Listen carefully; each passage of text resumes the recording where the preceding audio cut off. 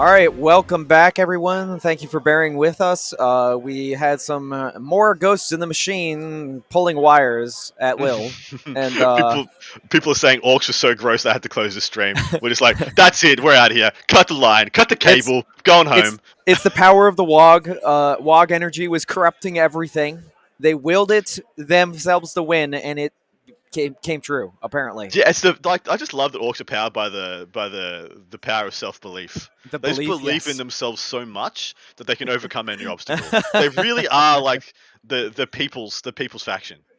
Well, it's funny too because it's like almost a lot of the lore that GW has been getting rid of with regards to their power belief, and yet they still have things, beautiful things like, hey, red is faster, and turns out blue is Yes, lucky. blue is lucky, and it just is. Sorry, it's just the rules. Okay, Um, so looking at table one, it looks like they're still going on their turn two. Sean has made his charge against the raider here, which we saw yep, coming, yep. and there's a gap there. There There was used to be yes. Hellions there. Yes, that looks to be a character. That could be a succubus or an archon. I'm going to go out on a limb and say it's a succubus that went in and finished off the last of those hellions. Now, up in the top, we can see the last of this other unit of hellions. That's down to what looks like only 4 models left for Junior. Now, we thought if he could keep the hellions alive and get 2 or 3 turns of use out of him, he would just kill like so much of Sean's army. Yes. But of course, Sean, knowing that, has invested heavily in making sure they're removed. Now, the important thing to know for those watching the game is that this is a forest, but within the ITC packet for these tables, that's also obscuring, which is why the Hellions were there to begin with, because they were actually out of line of sight, which means you're like, how did they get killed? Well, there's multiple Venoms here in the center that were able to shoot at them, and then obviously a character came in and finished them off. Yeah, spot on. Now, it is really important to see that Sean has gone all in. Now, some people might look at Sean's list and be like, it's just going to pepper around the sides, do a bit of here, there, and everywhere. But having seen Sean play 2 games now, he all ins. This is an aggressive list. This isn't I'm just going to skirt around the periphery and pick up some points. He's going to come at you. He's going to come at you in waves upon waves upon waves. And it's going to be quite scary. It's going to be a bit of a gut check for a lot of people. Yeah, And I'm wondering if he thinks. I'm wondering if he's thinking that if he kills enough of Junior's killing power in the first 2 turns, then he essentially there's no path to victory from that point. Well, and on top of that, he thinks that, well, of course, if he just stays back and goes for those points, Junior gets the full efficiency from all his Dark Lancers. He just gets to sit back and be like, that Venom's dead, and that Venom's dead, and that Venom's dead. Now, pushing them all out in one turn, being like, well, Junior, either you kill them all now, or you don't get to kill them any more past that, because I'm going to tap, wrap, and swamp you in the next turn.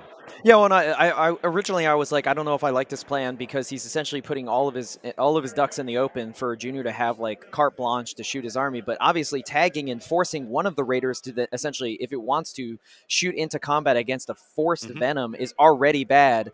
And then there's so many targets on the board that at this point he doesn't. Where is the good option for Junior to engage? Yeah, exactly. There isn't a good option. They're everywhere. If Sean has done this really well, that Venom that's falling back right now has the Trueborn in it, and he's denying 2 blasters and a Dark Lance in addition to the Raider's Dark Lance, which would be a huge boon. That means he's got, 5 Dark Lances to contend with 8 Venoms, 7 Venoms? That's just not going to be a thing. It's not enough. A Dark Lance has the capability, of course, to one-shot a Venom, but that's assuming everything goes right. And remember, he is Obsidian Rose, which means he does not reroll the hit. He only rerolls the wound, and he is going to be a -1. So he's going to be hitting on 4s, wounding on 3s into a 5+. So even with 6 Dark Lances going in, that kind of only kills 2 Venoms, like at best. All right, so let's go check in on table 2 with the Orks and the Drukhari and see how this is going, because obviously the Orks must have had a powerful... Ouch! Okay, so there was an entire army here. There is no longer an entire army there. Can you write no army, sans army in that bubble? No, we're going to just go do this. 404. Army not found. Not found. Exactly right. So there was a warp storm here, according to Val, and that sucked in all of our audio and video. Sound. Yeah, it did. It just literally just left us breathless and voiceless for a good 10 minutes there. Now I'm looking, and it looks like all of the Warbikers have been killed, but it looks like the Drukhari maybe only has about 700 points remaining in their army. Oh, that's optimistic as well. 700, he's like, yes, please, 700 would be fantastic right now, because I reckon he's about 400 in. Well, remember, those characters are only 65 points in there, therefore they're like half the killing power. Yes, we are. We are haggling about the points because it's So important, Val. We saw it isn't 2 Val. characters take out an entire AdMech army, Mm. which is insane. So So, this turn, we're going into the bottom. We're going. What's the top of turn 2? So in the bottom of turn 1, we just saw the Kronos pivot around. Did he actually kill one of the one of the players? Did he kill the Wasbomb? that Oh looks no, there like it is. Wasbomb's the one in the top right. He may have killed one of the oh, Daka Jets. so yes, the Wasbomb is here, but honestly, the Wasbomb was the more important target than the Daka Jets. The Mm. Daka Jets have volume, but the Wasbomb is the only thing that can really take out the Raiders Um, efficiently, I should it say. also looks like he's lost. Is it? So he's got 3 rock trucks and a 3. It looks like he's lost maybe one of his shock jumps or one of his other. No, no, he's got all his buggies. Never mind. There's one Yeah, up in the top. yep. Yeah, One yeah. shock There's jump one right in the chair, bottom. the boost the blast to here. That looks like the trike, I think. Yep, and And then then the right at the other, bottom middle, there's yeah. the other shock junk. So Shock he hasn't lost. junk wonka bang wagon. Yeah, he hasn't lost the Yeah, Junga Ork vehicle silliness. Yes, he yeah, hasn't lost a single buggy, and what can kill them? yeah. Nothing now. Single Kronos left out of the unit of 3. I mean, literally just characters in combat or incubi is the only thing that are going to go in and pick a whole Adam buggy up. just dropped And out. even Oh, an there he incubi is. He's actually back. buggy. So we lost you for a second there, Adam. It looked like you. No, yeah, he may not kill a whole buggy with. No, this is okay. No worries. But So yeah, the boosted blast going in here. The reason I like this, I like boosted blasts a lot. They're one of my favorite buggies, but they have 4 flamers built in now that are now D6 flamers, and they have a gun on top that's not bad. It's strength 7 AP2. 2 damage, but the real effectiveness is they're one of the best buggies for tagging units because they have auto hit flamers in combat and they do spiked yes, ram on the way in, and they only yes. cost like 80 points, so you hmm might as well just chuck it, and make it annoying. I really like one of them in the buggies list. Like I'd even in some matchups I'd even drop one like the if you're taking 5 scrap jets, I'd even drop one of them in order to take one of these guys because it's just like your forerunner, your little scout one. You throw it out, gets in the way, gets annoying. Good for Overwatch, good for shooting into combat. I like it a lot. Yeah, and I mean, as far as a throwaway unit is concerned, you're still talking about an 8-win buggy with ramshackle, so you can't just like Mm. throw something small at it to get rid of it. And any of the small units that it's tagging can't stay in combat with it because, like, you think about like 5 Cobalites, even 5 Mm. Incubi, you don't want to be taking 46 shots and then 9 strength 7 AP2 damage 2 shots in Yes. combat, and they're not Yes. -1 to hit because they're not heavy. So Exactly right. People in chat, thanks for joining us. Thanks for tuning in to these finals. sticking with. This is the semi-finals of the SoCal Open, guys, 2021. Thank you so much for joining us. Give some call-outs. Thermosal? Never mind. 184 people. Thank you so much. Tell your friends, like, share, subscribe on all platforms. We are on We Facebook, very much appreciate Twitter, it. Thank you. not Twitter, Facebook, Twitch, and YouTube. Hit that like, hit that subscribe, hit that bell icon. So if we do jump in and out because we have connection issues, you'll know as soon as we're back on. We won't have to wait around. So, okay, I think we should go back to table 1 because it looks like Junior is trying to make his move and fight back against the intense aggressiveness.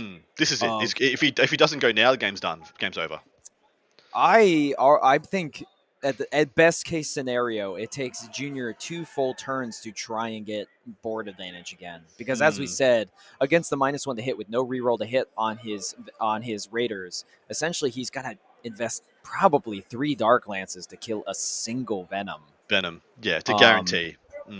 And there's 8 Venoms. It's just Exactly. so much. Exactly. Has he killed one Venom so far? Because he started with 6, and now he's definitely down to 5. And it looks like there was one, I believe. No, it's still there. Sorry, apologies. There was one in the overhang in the bottom L ruin, the bottom. Oh, you're talking about not Venoms. You mean Raiders? Yes. Raiders. No Raiders. Apologies. So he had 6 Raiders. Yeah, So maybe he one still has has 6 Raiders. died. No, he still has 6. I was 2, wrong. 3, 4, 5, There was 6. one. There are 6. Yes. Yeah, there's one under correct. the overhang I couldn't quite make out. And it doesn't look like a single Venom has been killed yet. So Yeah, so that's what I mean. Like, Sean's just taken like a dominant board position and been like, well, gut check time. Have you got the willingness to bang with me? And if you can you do enough?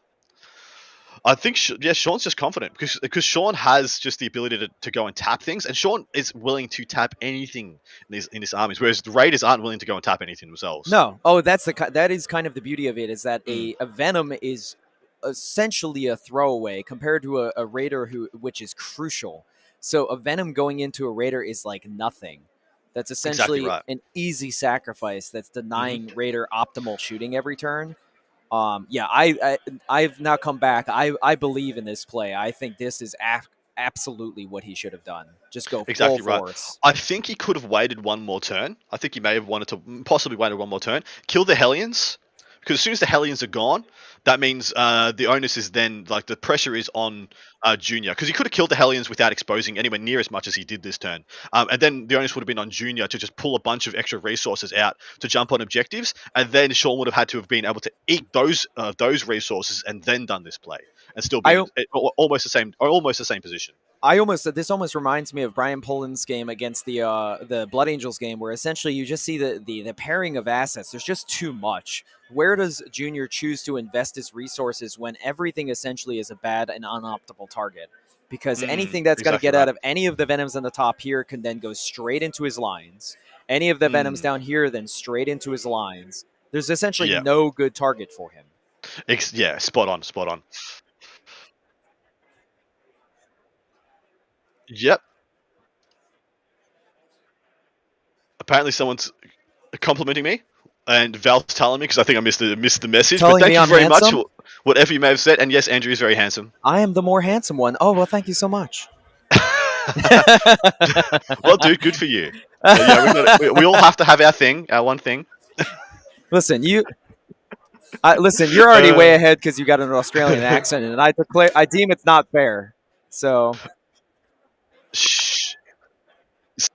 Shout out to Adam's shirt. That ain't no TJ Maxx button down. I don't know what a TJ Maxx button down is, but thank you. I'm very happy I was able to wear a shirt today. I'm assuming he's. I mean, you're asking me the wrong question to translate this, Val. I'm Am I assuming supposed to have he this means one that it done up? doesn't look like a cheap, partially see-through shirt on stream. Is that what we're saying? That's lame. I can make this partially see-through, but no, that's a different stream. But Listen, yeah, thank you. It's a nice shirt. I'm happy to get to wear it. This is like the first time I've worn a shirt since the last time I did an FLG stream. Since the only reasons I have to dress up at the moment. Chat, please don't prompt Adam. He will be happy to flash us all, and none of us want that. So keep it together.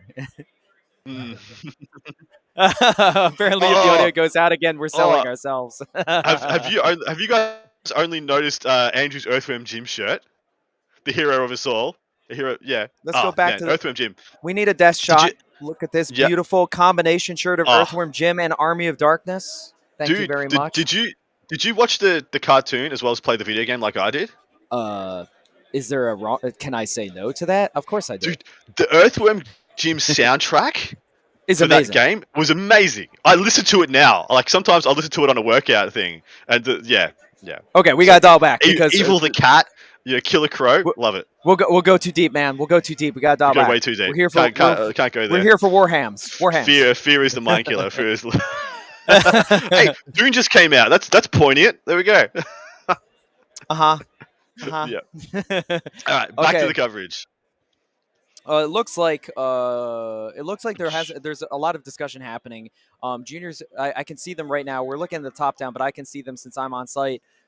They seem to be discussing a lot of the effectiveness of where they're going, which just shows with top players. It doesn't mean they're talking the game out. It just means that they're tactically playing off of each other like, this is a good choice, this is a bad.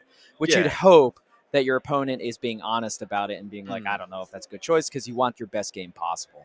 Well, I can tell you right now, I don't know Junior that well, but I know Sean that well, and he is just like a competitor. Not always comes off as the nicest, just because he's so keen on. He's just so focused. And yeah, he's absolute gun. Current Team American captain. Won it in 2019. Sorry, 2018, and then was it top 5 2019? Did very well again under unfortunate circumstances. But yeah, this guy he has no chill. If he's going to win, he's going to win, and he wants you to be at your best when he does it. And so, and Junior was just. I mean, I haven't got much experience with Junior, but my God, was I impressed with his last performance. Wow. Oh my God! That last game, I couldn't believe he won that game. And what you said about Sean is what any of our viewers, that this is the type of opponent you'd want to play, and the type of opponent you'd want to be is if you are there to compete. If you can't beat your opponent at their best, then why are you even trying? Why are you doing it? Looks like we've had the first of the Venoms. The purple one in the middle looks to have been popped. He's just disgorging some contents onto that central objective, of course, because he has direct assault. Yeah, so of course there's one Venom here and one Venom here that are now down. So two of the Venoms have died. Maybe one at the top there. I think there were three there originally. Um, No, no, one, that two, they're all not three, because he's four, got. five, I six. can No, count. I count he 8. has. So only the 2 have been lost. That you Yes, counted that's for. true. Spot on, brother. Yep. He has 6 remaining. He had 8 to start with. So Mm. So unit of Rax got out from that middle objective, middle purple Venom, now sitting on the objective number 2 in the middle of the table. This looks pretty. I mean, it looks pretty good. I don't want to call it too early because, okay, of course, so many resources for both players. yeah. You can never count either player out. One thing to keep in mind, especially with the way we saw Junior play last game, is he had like 5 models remaining, and he managed to win that And game he against won AdMech. against So AdMech, going second. It was any ferociously of well any played. of these characters, any of them, could turn the Mm. tide of one of these games. They're so Yeah, effective in combat; dude. they could literally just go through a flank by themselves. Spot on. Looks like we're seeing a charge come out here from one of the characters for Junior going into one of Sean's characters, just behind the crate there, if you guys can see. Yeah, it looks like that. It looks like a unit of Trueborn, or no, sorry, a Mm. unit of Incubi maybe, Incubi. or Yep. Incubi, or witches have come around the cover there to challenge the infantry on that back objective. Mm. So he's doing that because he really wants to give Sean, well, doesn't want to give Sean a 15, as you can see there. Yeah, that looks like you did the witches going Witches. That into, looks like this yeah, looks like witches here. and is that the last of his Hellions? It might be his last final Hellion from that squad. One Is Hellion, in there and then in I'm support. assuming that's a character of some kind. That'll So be one of Sean's characters because of course Junior took Assassinate. yes, I mean, we were questioning whether or not assassinate was the right choice, but maybe essentially by the end of the game he will have killed all of Sean's characters because he Mm. technically can't Well, keep them at bay, and he doesn't really want to. He hasn't taken to the mm, last, so now he can invest mm. them freely. But that then Well, just gives points to a junior, of course. I did worry that if Sean wanted to deny secondaries, it was actually quite easy for him.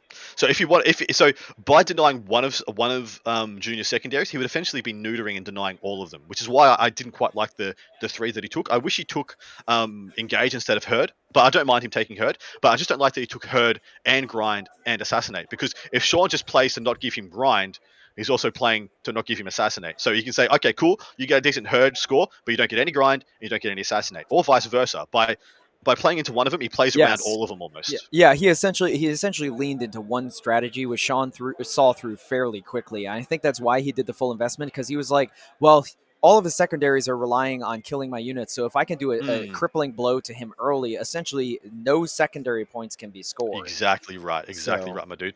Someone just said, I think the stream is gone again. Could you guys please confirm that we're all up and running? You guys can hear us. Can you see us? it sounds like the stream might be down again. No, it was The only chat one is saying. person that there's only one person that said so. So we'll wait to get further confirmation. Yes. Can we get But as it sits confirmation? right, Of the stream? yeah, as it It sits seems right, like we're getting confirmation where we're good to go. So yeah, we're fine. We're fine. We've been through the worst of it. Nothing to worry about here. Interesting. I think so. This means Junior went first here. This is turn 2 for Junior. In turn 1, we just saw that big Voltron out by Sean, because of course Sean hasn't scored any primary, and looks like Junior definitely has. yeah, I mean, I don't think there's any way that he was going to deny at least 10 points for primary against Junior, Mm, because you had these two objectives right here and here. There's just no way that you can essentially deny him scoring that. But the question is, yeah. going forward, will Sean be able to essentially get 15 points at least 2 turns in a row? I think it's very possible. With Um, going second with his army, absolutely, yeah. absolutely possible.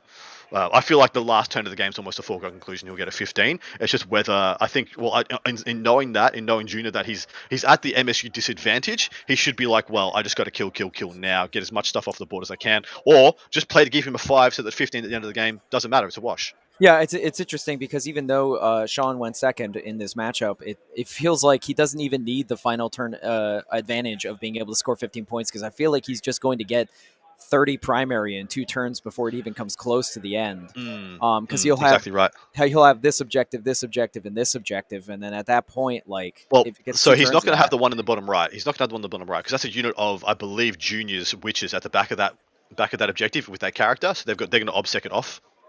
Sean. oh, that's true. So, Hmm. for maybe for turn 3 and 4, he's able to score 15. But at this point, I think like Hmm. Junior is just trying to do as much damage as he can, because Sean is definitely in the lead with regards to being able to score primary. Oh yeah, he's in the box seat, as in board position wise. Absolutely, mate.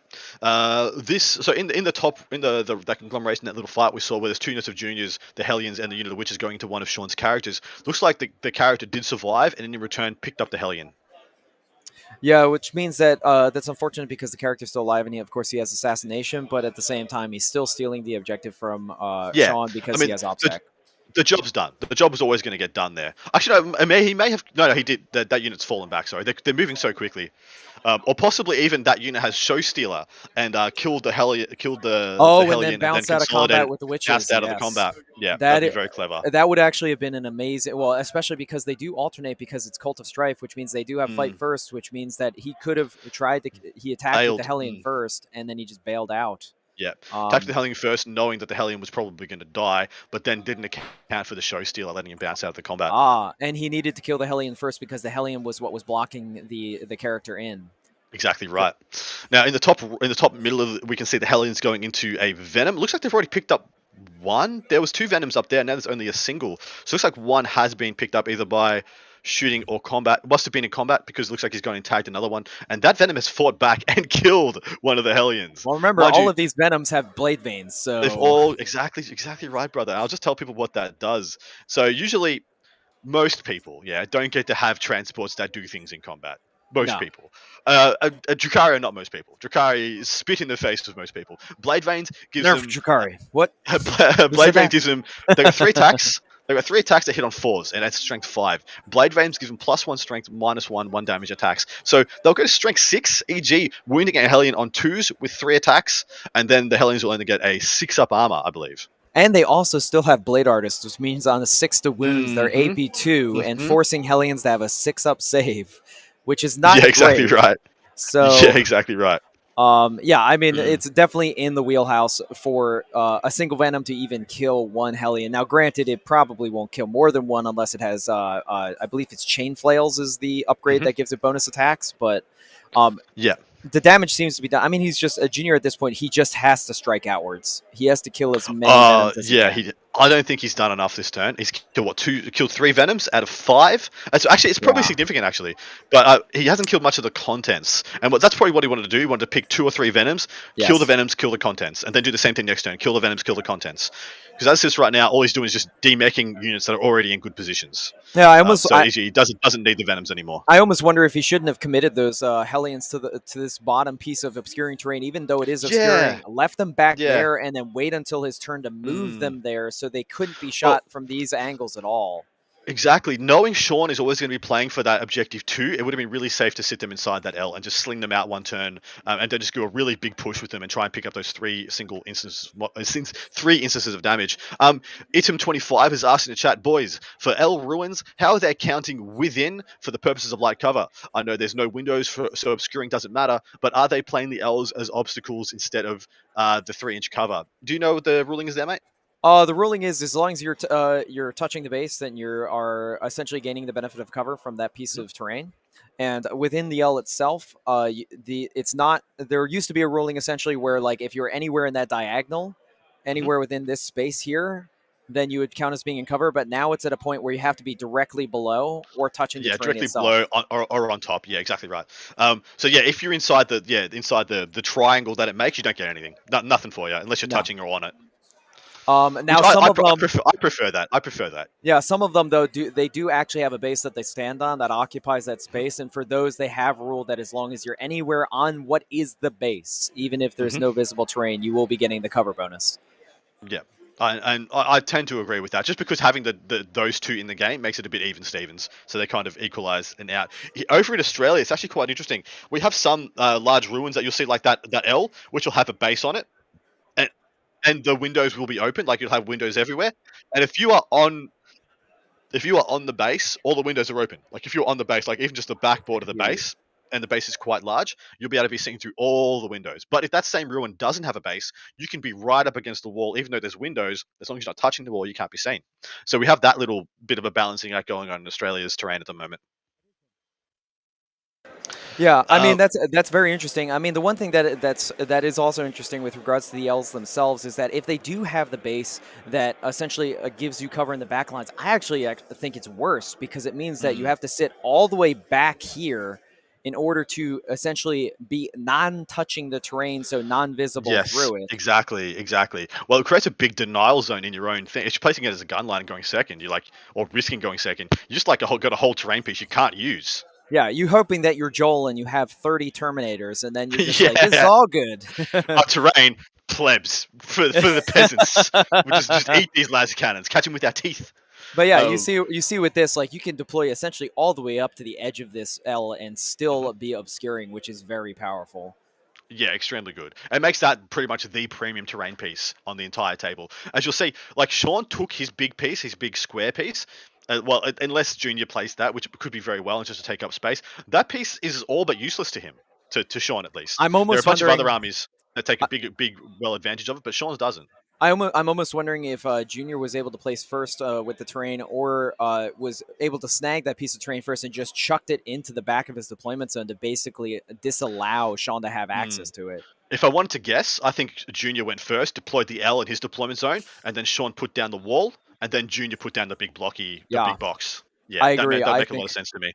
And then Sean chucked down the obscuring forest just outside his deployment zone, because that would make a lot of sense too. He wanted that staging position, knowing he was taking direct assault.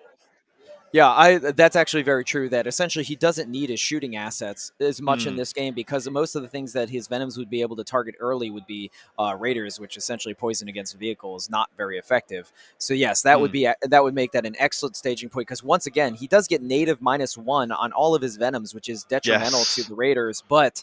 That staging point means he can place infantry behind it, and the raiders are now Mm. as ineffective against them as they are against the venoms. And Exactly right.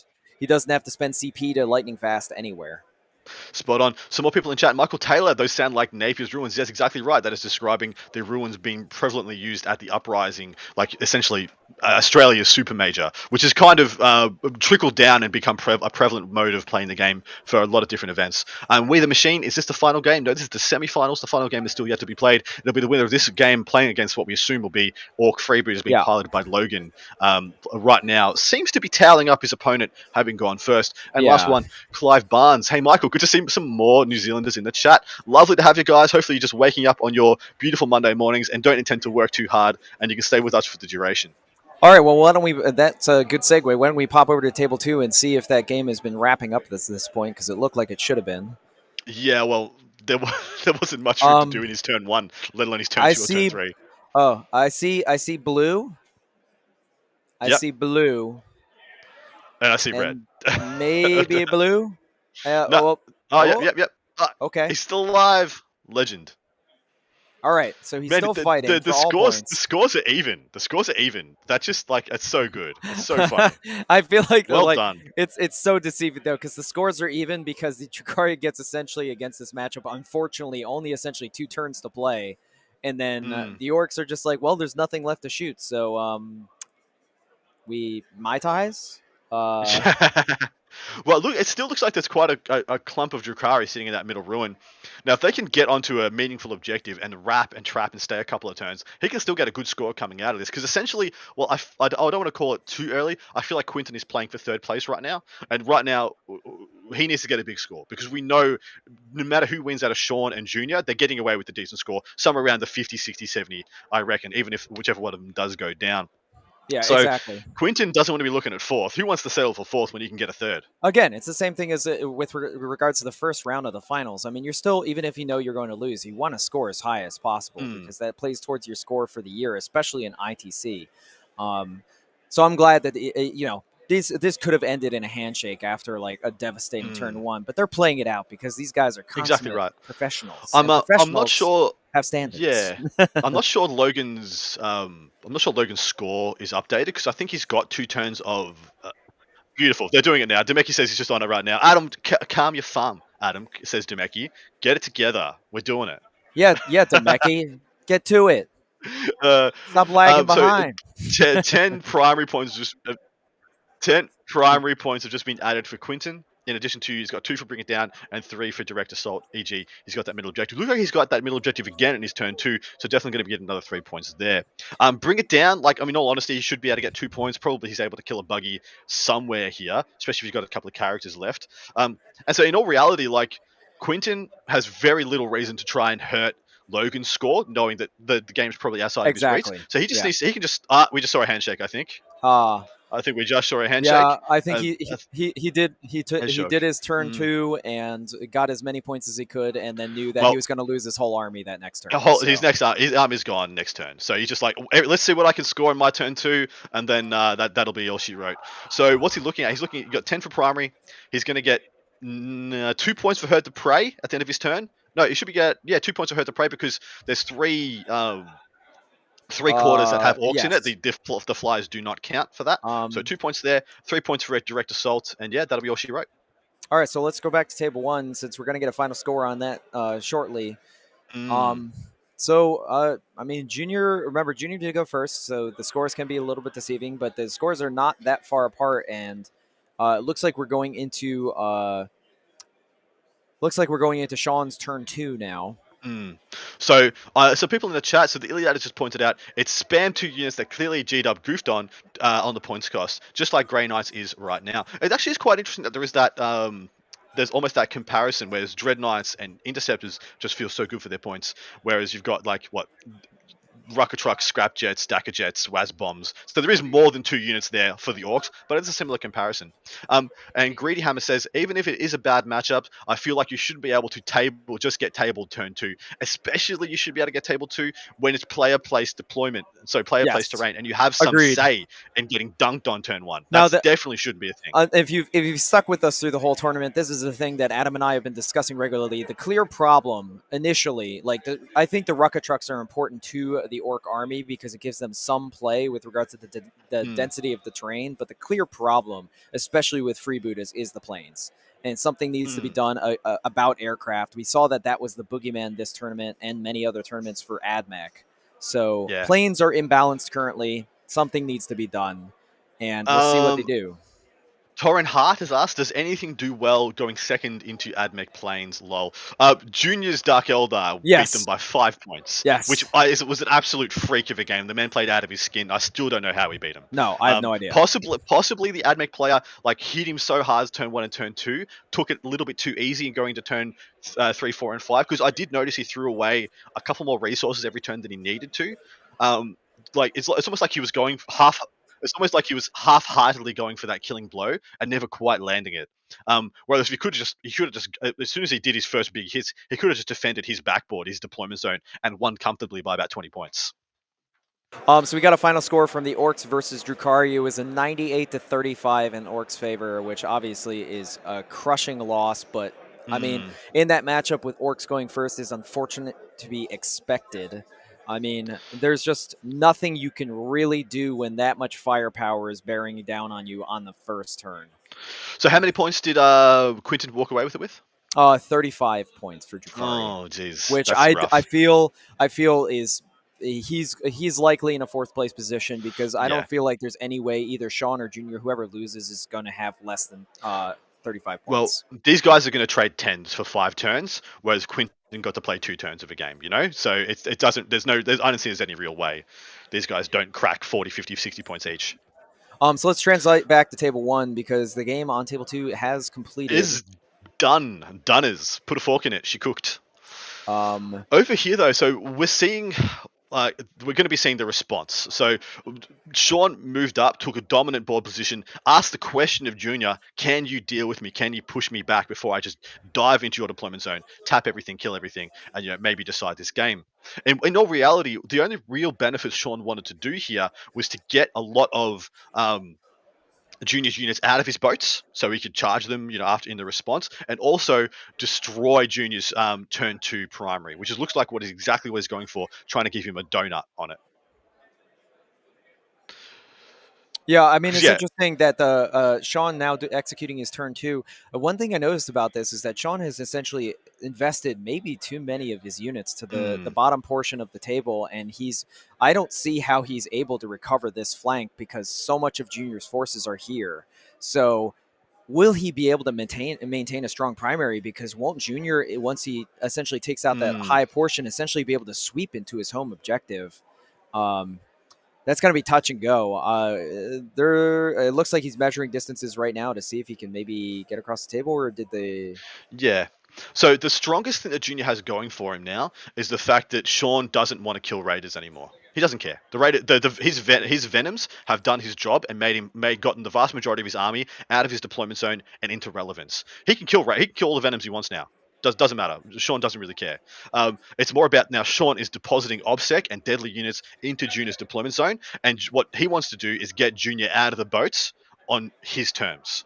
E.g., either demech him on his turn or make Junior charge, a suboptimal choice to clear Junior's own deployment zone. Because you know what? Guess what Venoms can't do, guys? Guess what Raiders can't do? They can't kill 5 guys on an objective. It's No. impossible. They can't do it.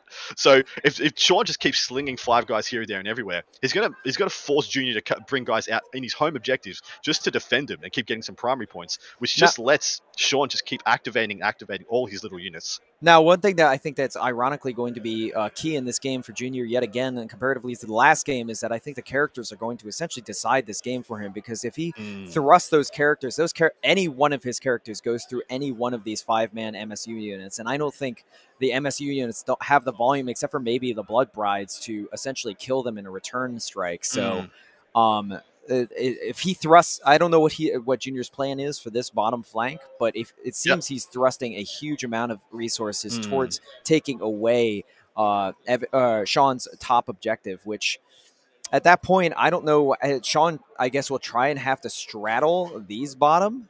Yeah, exactly right. But see, Sean's made a really concerted effort here.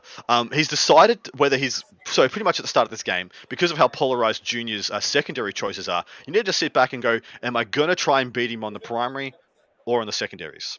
And seeing as they're both Drukhari and like for like, there is a chance that grind them down is always just a wash.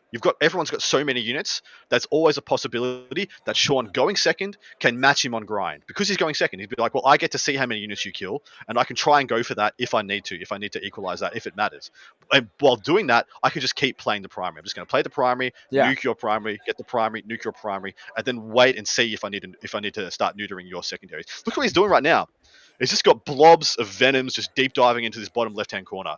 Yeah, I mean, going straight in, and we see this, he's just continuing the harassment and the aggression on the entire game so far. Now, I will say, with regards to Junior's choices for secondaries, I do agree that I think that Herd the Prey could be effective depending on how well he swings the game, but Grind Them Down was likely not a great choice, because essentially that would mean that he would have to control the tempo from the first turn, and clearly he did not. So, well, you think about it for a moment, mate. So Junior's shooting power with the Hellions gone, especially, is only in killing venoms, and he only kills 1 or 2 venoms a turn. Whereas all this demech things on the table, which Sean gets to respond into, he's picking up 2 or 3 a turn. So. And that's because saying that Sean has all the anti-infantry firepower. And so guess what? There are so many more infantry models than there are mech options. Yeah. So that balance just sits in Sean's favor for the grind them down. Obviously, most of Junior may still have Trueborn remaining, which have the capability of massed anti-infantry. Since he has a full unit of 10, they still have many poison rounds that hit on 2+, but all of the rest of his anti-infantry goes into combat, which against units inside of transports is worst case scenario, because you have to get them out first to have their effectiveness. It's a double layer trap, which clearly Sean has capitalized on in essentially thrusting everything towards Junior's home objective. So a lot of people there's a huge amount of discussion in the chat, which we adore. Please continue. Do not let us stop you in any way. And thank you everybody who's joined us for this semi-final. Please stay tuned. We're going to have a short break after this one, going straight into the grand finals of SoCal 2021. We're expecting to see, I'm just going to throw it out here. My foresight, my gifts of prophecy predict it's Orks versus Drukhari in the final. I mean, I know I'm extremely talented and you should all just be bowing down to my majesty, but it's going to be a spicy finish, and hopefully it's not just a 2-turn game. Yeah, I mean, unfortunately, I feel like that because of the way that Orks throttle, even with someone like Sean Naden, who specifically designed his army to deal with Ork freebooters, I still think if the Ork freebooters get a first turn, we're going to see at least somewhere close to the devastating results we saw in the previous game. Now, Sean's one advantage is he has native -1 to hit everywhere, which is very bad for freebooters. So freebooters has to get lucky, probably pop 1 venom quickly, and at least negate the first -1 to hit. It really changes what the first unit he wants to shoot is. Usually the first unit he wants to shoot is one of his mech guns, one of his not one of his DAC, just one of his rocket trucks. I feel like the best thing to shoot at Sean first is the WAS bomb. Because the Waz bomb can just go bang, nuke. It's through -1, through -2, doesn't matter. Yeah, Bang, pick one up. with 2d6 shots that have d3 plus 3 damage, you just need one to get through and roll hot, which of course you would save a CP for to try and get a 5 or a 6, and that instantly kills a Venom and negates all of the -1 in the army. Exactly right. Because otherwise you could waste 2 or 3 rocket trucks or your mech guns and not get a kill. Yeah, and then logistically, and then all of a sudden there's just logistically, after that first one drops to the Waz bomb, then suddenly all of the Squig Buggies are hitting on their natives 4s, which means, and they can then pop another one and get another +1 to hit for the rest of the army. Spot on. And all that defenses is gone. And like Raiders, like there's a good chance a Speed Wog Dakajet has to kill a Raider, but a Speed Wog Dakajet has no problem with +2 to hit to kill a Venom. So, man, with guys in the chat talking about other options for clan cultures, I actually think just about all the clan cultures are usable. It's just that freebooters with this build is just, there is such a gap between this and the next best one. It's just ridiculous. Oppressive. I am an Ork fan. I really think that there is play for Death Skulls. Getting OBSEC everywhere on any infantry unit is very strong.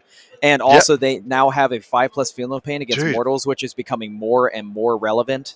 So, Snake bites are good. Goths are good. Speed freaks? Evil Sons are good. Evil Sons are good. I would say the Evil Sons are probably the weakest because for some reason they decided to make their move-in fire advance or assault weapons without penalty, but none of the guns are assault anymore. Assault weapons. You got no assault weapons. It's kind of dumb. But I do like a little patrol of that because you could just get like a war boss on bike or on trike that can just like do a 30-inch, move, advance, and charge. Well, it's crazy. Also, they have one of the most effective relics in the game, which is the Fight Last relic. Fight Last relic, exactly right. Not they bring a lot of select. It's anything in base contact with them is Fight Last. And you can have some boys with big ass bases, like maybe a Wartrike that has a near night base. So that unit can regularly tag 3 or 4 units with its base and make them all Fight Last, which is a big deal. Do you think Ramshackle's OP? No. I don't. I think it appears OP in the meta right now because the meta was so throttled into Strength 7 and Strength 6 volume weapons. Exactly. To kill AdMech, to kill Raiders, to kill Drukhari. Exactly right. Like I think that the Space Marine and Chaos players maybe are a little salty because all their Contemptor Dreads are just awful against freebooters. Well, that's the thing. Yeah, people just need to readjust back. But I don't think we readjust back to freebooters. I think freebooters will be a 3-month list. Tamped down. They'll get tamped down pretty quickly. Well, because it's a single archetype. It's a single list archetype, and any single nerf onto that, we'll see that really diminish hardly. Like just increase on Dakajets would be massive. And I think rocket truck, scrap jets, and Dakajets should all get increases, somewhere between 10 to 20 points apiece. Yes, I think that logically a Dakajet should be somewhere around 150 points, not 120, because we're talking about flyers, and it's still the flyer problem. Granted, if there was any of the changes we mentioned, like maybe a maximum of 2 flyers per army and 2,000 points, then I'm less concerned with the Dakajet being 120 points because there's only 2 of them. Well, and you see, like if the meta does get polarized by freebooters, there's actually a hilarious couple of lists out there from 6 months ago that actually become good. We saw what the Deathwing list did to freebooters. Yes, it didn't care. You're just like, oh, shoot me every turn. Sorry, son, you killed like two Terminators, and I res one. Congratulations. It's great. Yeah. There are definitely some builds out there that can easily compete with them, or even shut them down entirely. Well, I actually think there might be a really good Death Guard build out there for this as well. Death Guard. I mean, native -1 to damage with everything that you think of is either T7 or even T5 or better. The efficiency are all gone. The other one I think is really good is Custodes. I think Custodes is amazing into freebooters. Where do you get your first kill? Like what? Where do I get my first kill? I'm going to shoot rocket trucks into 3+ invulnerable save, guard and cover. Like, no. The freebooters is hoping that they were silly enough to deploy their Sisters of Silence on the board. Sisters of Silence. That's exactly right, dude. And especially if the rumors are true that we're hearing with regards to Custodes getting an additional wound going forward with the Codex. They need it. Desperately. They will be essentially untenable for freebooters Orks. I mean, you have to put so much volume into just a single unit to get rid of them, especially since they have so many defensive buffs. If they maintain any of their defensive buffs, that's another thing. The current famous Custodes build right now can just reduce the damage of weapons by 1. Or sorry, exactly right. Not damage. Strength of weapons by 1. So you're saying my Custodes guard, even without a shield in cover, has got a 1-up save and it's going to -1 strength to your squig buggy, so the wound be on 5s, and I get a 3 up. Yeah. Like, sorry, son. Insane. It's not going to happen. Well, you And I think could have a -1 to hit banner. I could have a freaking -1 to hit banner as well. you think about It's it with a crazy. Telemon that's T8, and you have all of the scrap jets with all of those strength 5 shots. Suddenly, you reduce the strength of their attacks by 1, and now they're wounding on 6s, which is Exactly right. nuts. Just had someone in chat ask, Murphy Stanley's asked, where is all of Sean Naden's army? I'll tell you where it is. It's in Junior's deployment zone. You want a circle there? like that conglomeration? Is it That's that? right there. It's a lot of it there. There's a little And bit. There's a little bit, and a it's little bit. all right there. Yeah. It's getting wild here, mate.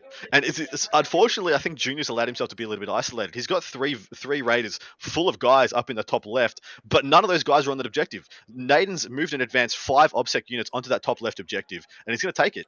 And Now, then in the bottom left, unfortunately- he's got this huge investment. So you go, mate. Yeah, so unfortunately, though, we see Sean was forced to pull all of his units back to this objective because he could see that Junior could just easily swing and take his home objective. This right here is an all-in play. If this goes badly, that is it for Sean. Exactly right.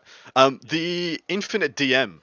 Is that just saying? Is that your name referring to the fact that you're always DMing something? Because I think that's amazing. We need more DMs in this world. I will be forever sad that we aren't seeing the meta that was originally planned and dealing with the meta that was delayed so heavily. That's a big point. That's a really big point. We could have easily have had almost every codex out by now, had things not been, really, really drained for probably about 5 months of this year. It was just like at a snail's pace. Well, in all of 2020, essentially. So yeah, I mean, like the codex creep has been the clear issue with regards to the 9th edition in its inset, because most of these armies should have codexes by now and they don't. Yeah. So yeah.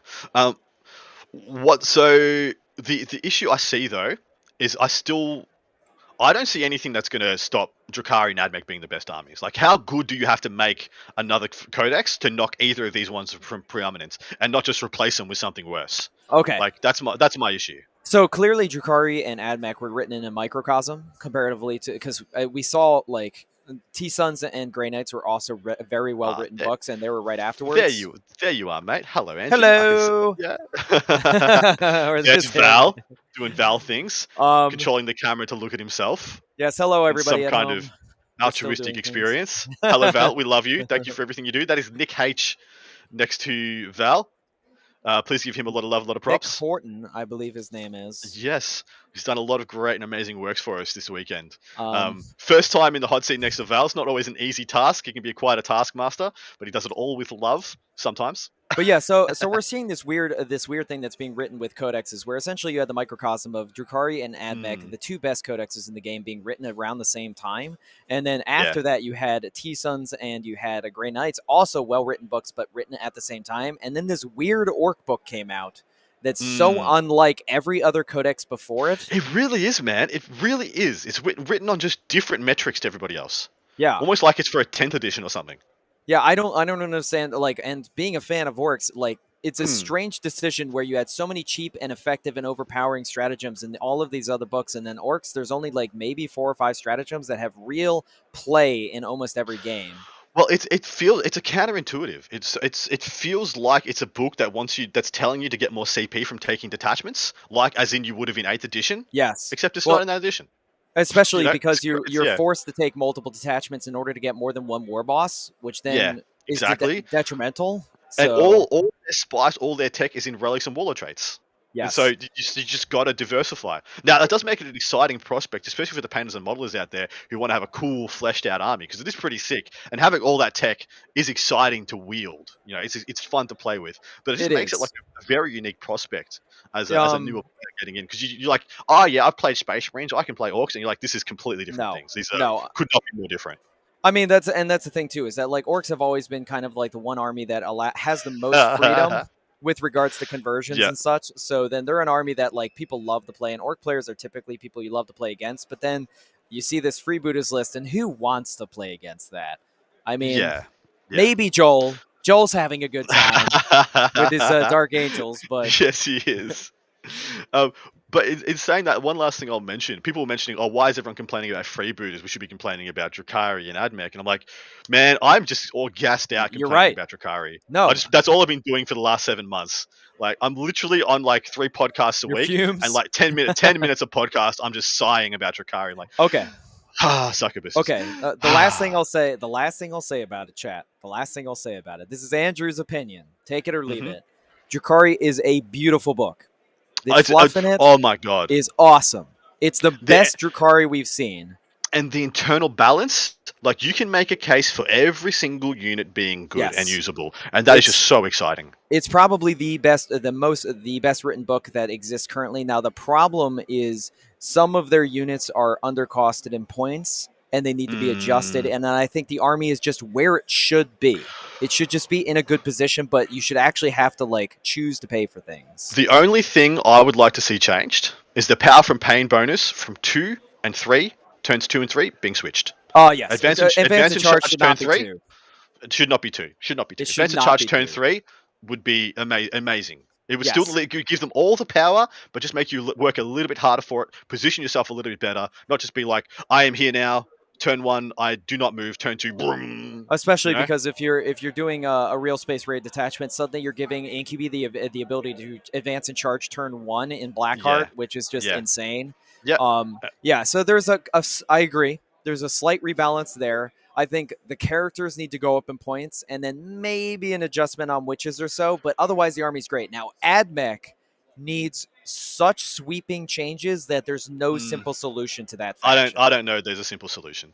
Because like we looked at some of the AdMech lists today. Me and you were talking about it off screen. Like, okay, so it's a 4 flyer list, and with like 3 blocks of 20 guys, a bunch of service raiders, a bunch of Full- rust stalkers. Yeah. And So you're just let's like, go down the line. well, 4 so technically, flyers. First problem.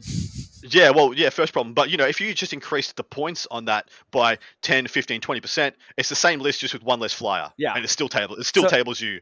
It doesn't matter. Yeah, so we'll go down the list there of just that faction alone. 4 flyers are already a problem. Why can Skitarii be in balls of 20? Why do they have so many upgrades? Why are they so cheap? Well, so the It's reason just like that there's so many layers that yeah. it's But so hard to change. in saying that, like, I do like what GW has done. GW's done some really good things this edition, and they're making every codex feel fleshed out. Like, you can play every codex as a horde. Every codex has a 20-man block option, or woman. You can play every army to some extent MSU. You can play every army to a bit of an extent of a hero hammer as well. I love that the older factions feel fleshed out. Like, you can really dedicate yourself to a faction and play it in a bunch of different ways, and not just get instantly bored. And the flavor of AdMech is great. The problem is the flavor paired with their rules are just too strong.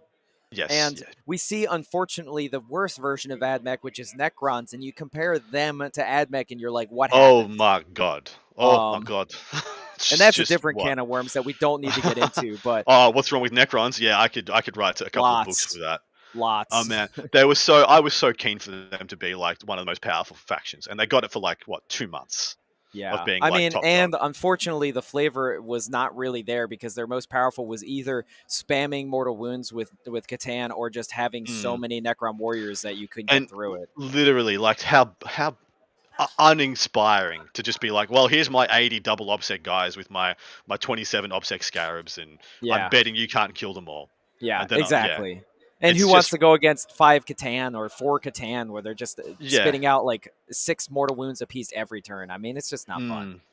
Well, exactly. People are saying that the Sisters Codex is another great example as well. I mean, the Sisters, like, awesome exactly, codex. perfect example. Their best stuff in their book got toned down, and the rest of it got lifted up. And so you can play just whatever the hell you want. We've seen Bloody Rose, Argent Shroud, Valorous Heart, Martyred Lady lists all at this event. It's really, really cool. We saw Sacred Rose in the top. Oh, sorry, Sacred Rose, not Argent Shroud. That's what I meant. No, but we saw both. We saw a pure really? Sacred Rose list in the top. We saw a pure Martyred Lady as Brandon Grant, and then we saw the Argent Shroud and Bloody Rose mix. So we saw 4. Logan knocked out the Sacred Rose one, didn't he? He went first. He and did. Just, Yes. Yeah. Again, Logan's been on a freaking tear, man. Wow. Yeah, so Sisters, I think, is an amazing book. There's so much play with so much of those units. There are people that gripe about a lot of their abilities being put into the command phase, so you essentially have to decide whether you want transports. But exactly. I love what they did with that faction. It feels like it has so much power, and they have some of the coolest characters in the game. I mean, my favorite thing, there's a funeral procession That's a playable model. How can you not like Yeah, that? it's cool. It's pretty cool. Look at this Anyways, menagerie. Look at this menagerie of humanity behind the screen. I wonder who the guy is in the puffy white pants. Who's the white pants guy? That guy's a man of style and refinement. Apparently, it's Eric Truck, by the way. And then you have the entire cast of what's that little town in Canada that has the TV show? Um, Trailer Park Boys. no, no, no, no, no, no, no. Kenny. I don't know what you're saying. What are you talking No, about? not Kilkenny. Oh, Jesus, it's gonna South really Park. bother me now. South Park. No, South Park is not. Letterkenny. That's it. Oh, I was If gonna you look into the top left of screen, behind the wonderful chrome dome of Junior Fleahy, the entire cast of Letterkenny is present. say.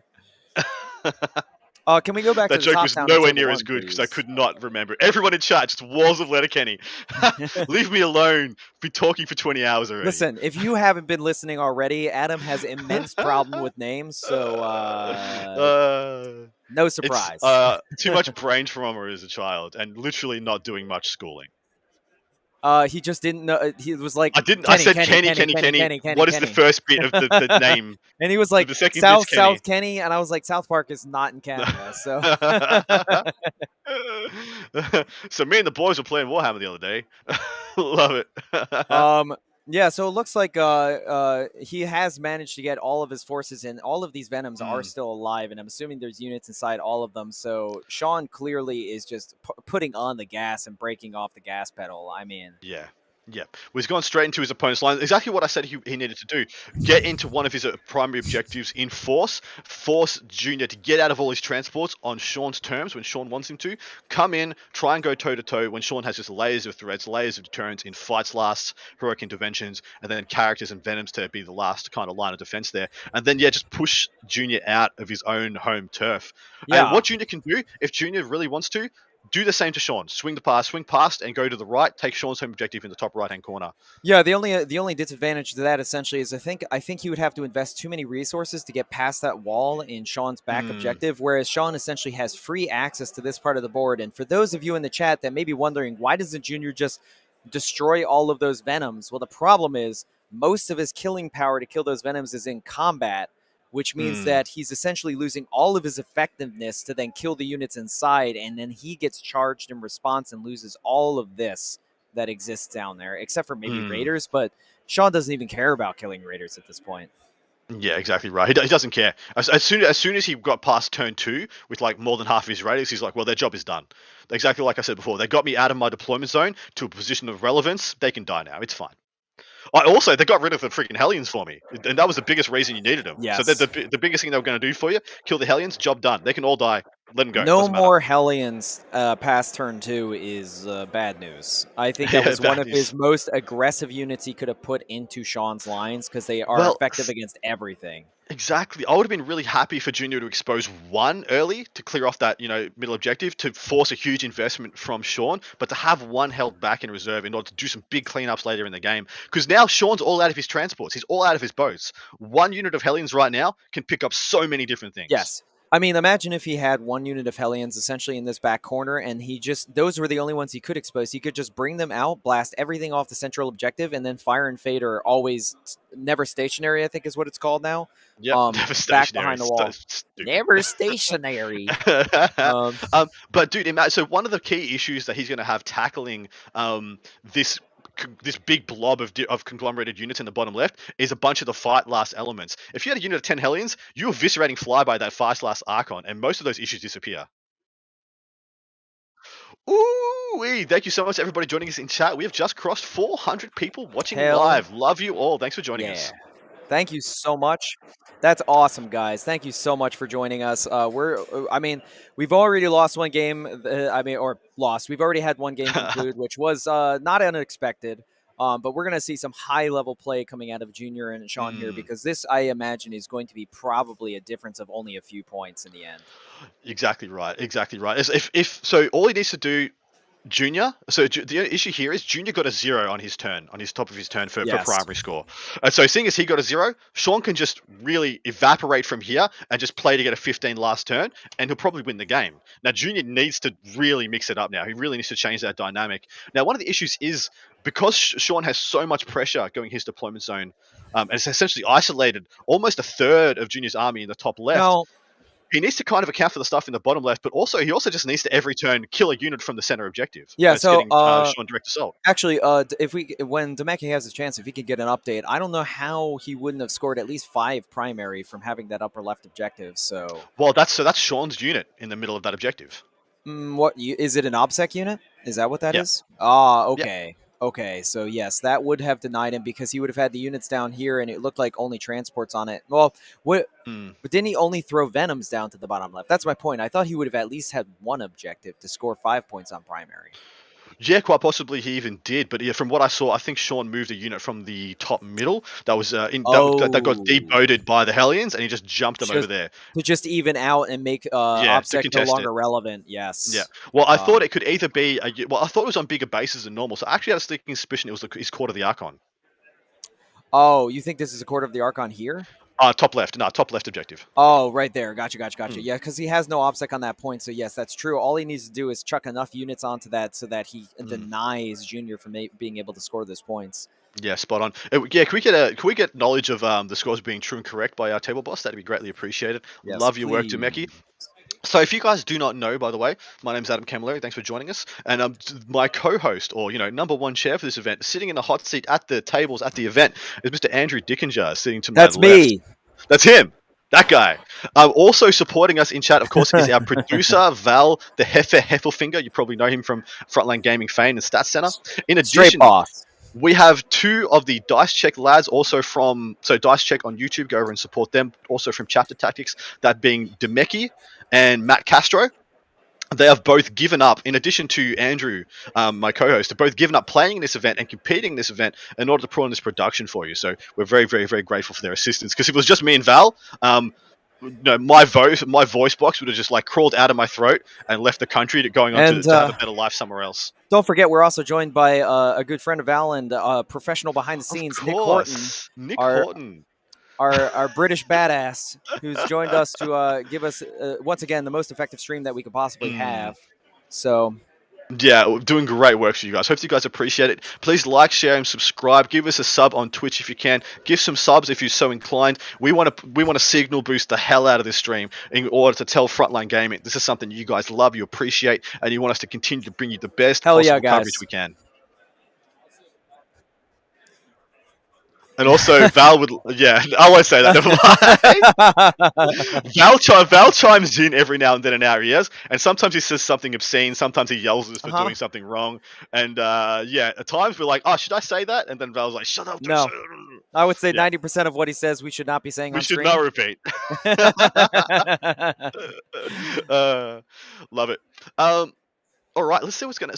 So what he really needs to do here, he needs to make sure he's going to get some points on primary. And also, he wants to just make sure that Sean just doesn't get an easy 15. I think it's going to be hard to stop him from at least contesting the bottom left. And Sean's very solid in the bottom right, and top right. So really, you want to take back the upper left, you want to take back the middle, and then you want to do everything you can to at least contest the bottom left.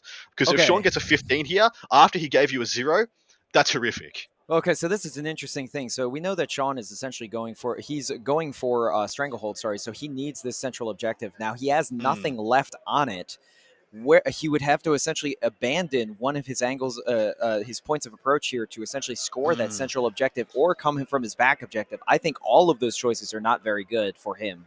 So... yeah, that's true. I mean, that's the problem with taking direct assault here, especially when this board is so open. Every turn, you essentially just bleed out the minimum of 1 unit a turn in order to keep scoring those 3 points. But look, Sean has so many units, he's probably just does it right. It's probably just a bit of it's like a toothache. You're like, I wish I didn't have this toothache, but I guess it's fine. That's the problem, though, is that because a junior has put a single raider onto that objective, he can't just put a Venom there. He essentially has to invest 2 units at this point to get direct assault. Toothache, Adam? Jeez. Welcome to my inner monologue. Are the scores true and correct? So we got 8 for direct assault so far for Sean, because of course he held his opponents If you hold the Yes, middle and hold your opponents, it's you 5 get points. 5 Big deal. points. That's why he was doing direct assault, mate, because he was always planning to bum rush, just body him off his home objective. Yeah. That's right. And we should have called that. We've called 2 of his games before. He's done that every game where he just gets like 4 Venoms and their contents Yeah. onto one of your objectives. I don't know why we're expecting something different from Sean, considering every game we've watched him play, we were like, oh, he's going to be tricky and go around the flanks. And instead, he's literally just gone straight at his opponent pretty much every game we've seen. So, Yeah, exactly right. Yeah, 8 for a direct assault, 3 for stranglehold, and no rod yet. That is interesting. I would have thought he would at least have gotten two rods, one in the top right and the bottom right at least. So it is quite interesting he hasn't chosen to go that route. Because obviously it would have been better had he just taken, say, engaged more fronts. I'm assuming that he's rodded in his own table quarter. I'm wondering if he had the unit here to do rod, but then Junior sent the unit around and may have disposed of his rod use. That's fair. That's a good call right there, mate. Well done. The score for Junior: 10 for primary, 0 for grind them down, 0 for assassinate, and only 2 for herd the prey. This is what I was saying about these secondaries together, man. If you're scoring all of them, sure. If you're scoring any of them, you're likely scoring all of them. But if you're scoring none of them, you're scoring none of them. Now, granted, assassination can be just like tallied up at the end of the game because you could end up just killing all of the characters all at one time. But as far as grind them down, I don't know how he's going to be able to get any reasonable points in grind them down or herd the prey for the rest of the game unless he essentially tables Sean. Exactly right.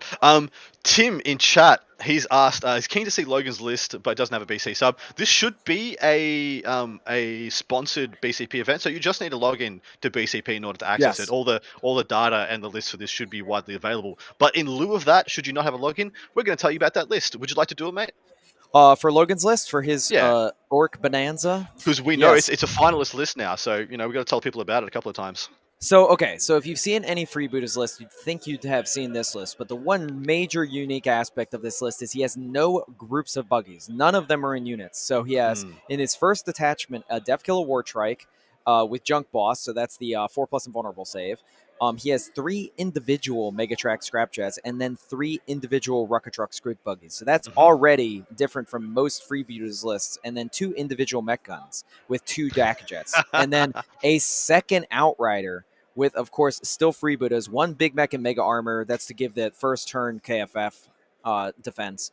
And then a single custom booster blaster, 2 single shock jump dragstas, 3 units of 3 war bikers, another single mech gun, and then a DACA jet and a WAS bomb. So as you see, the real reason that likely this has gone the distance is because he's not allowing any reasonable targets in groups of buggies. They're all individuals, so the efficiency is essentially just gone from most armies that would contend against them. Exactly.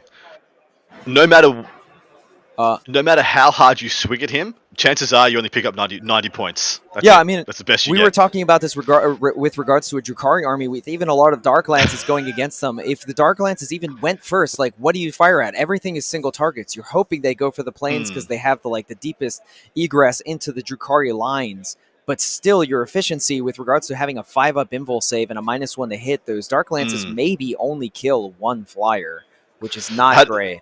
Just had a comment in chat from Mahava Bihar. You heard it here first, guys. If you're scoring none of them, you're scoring none of them.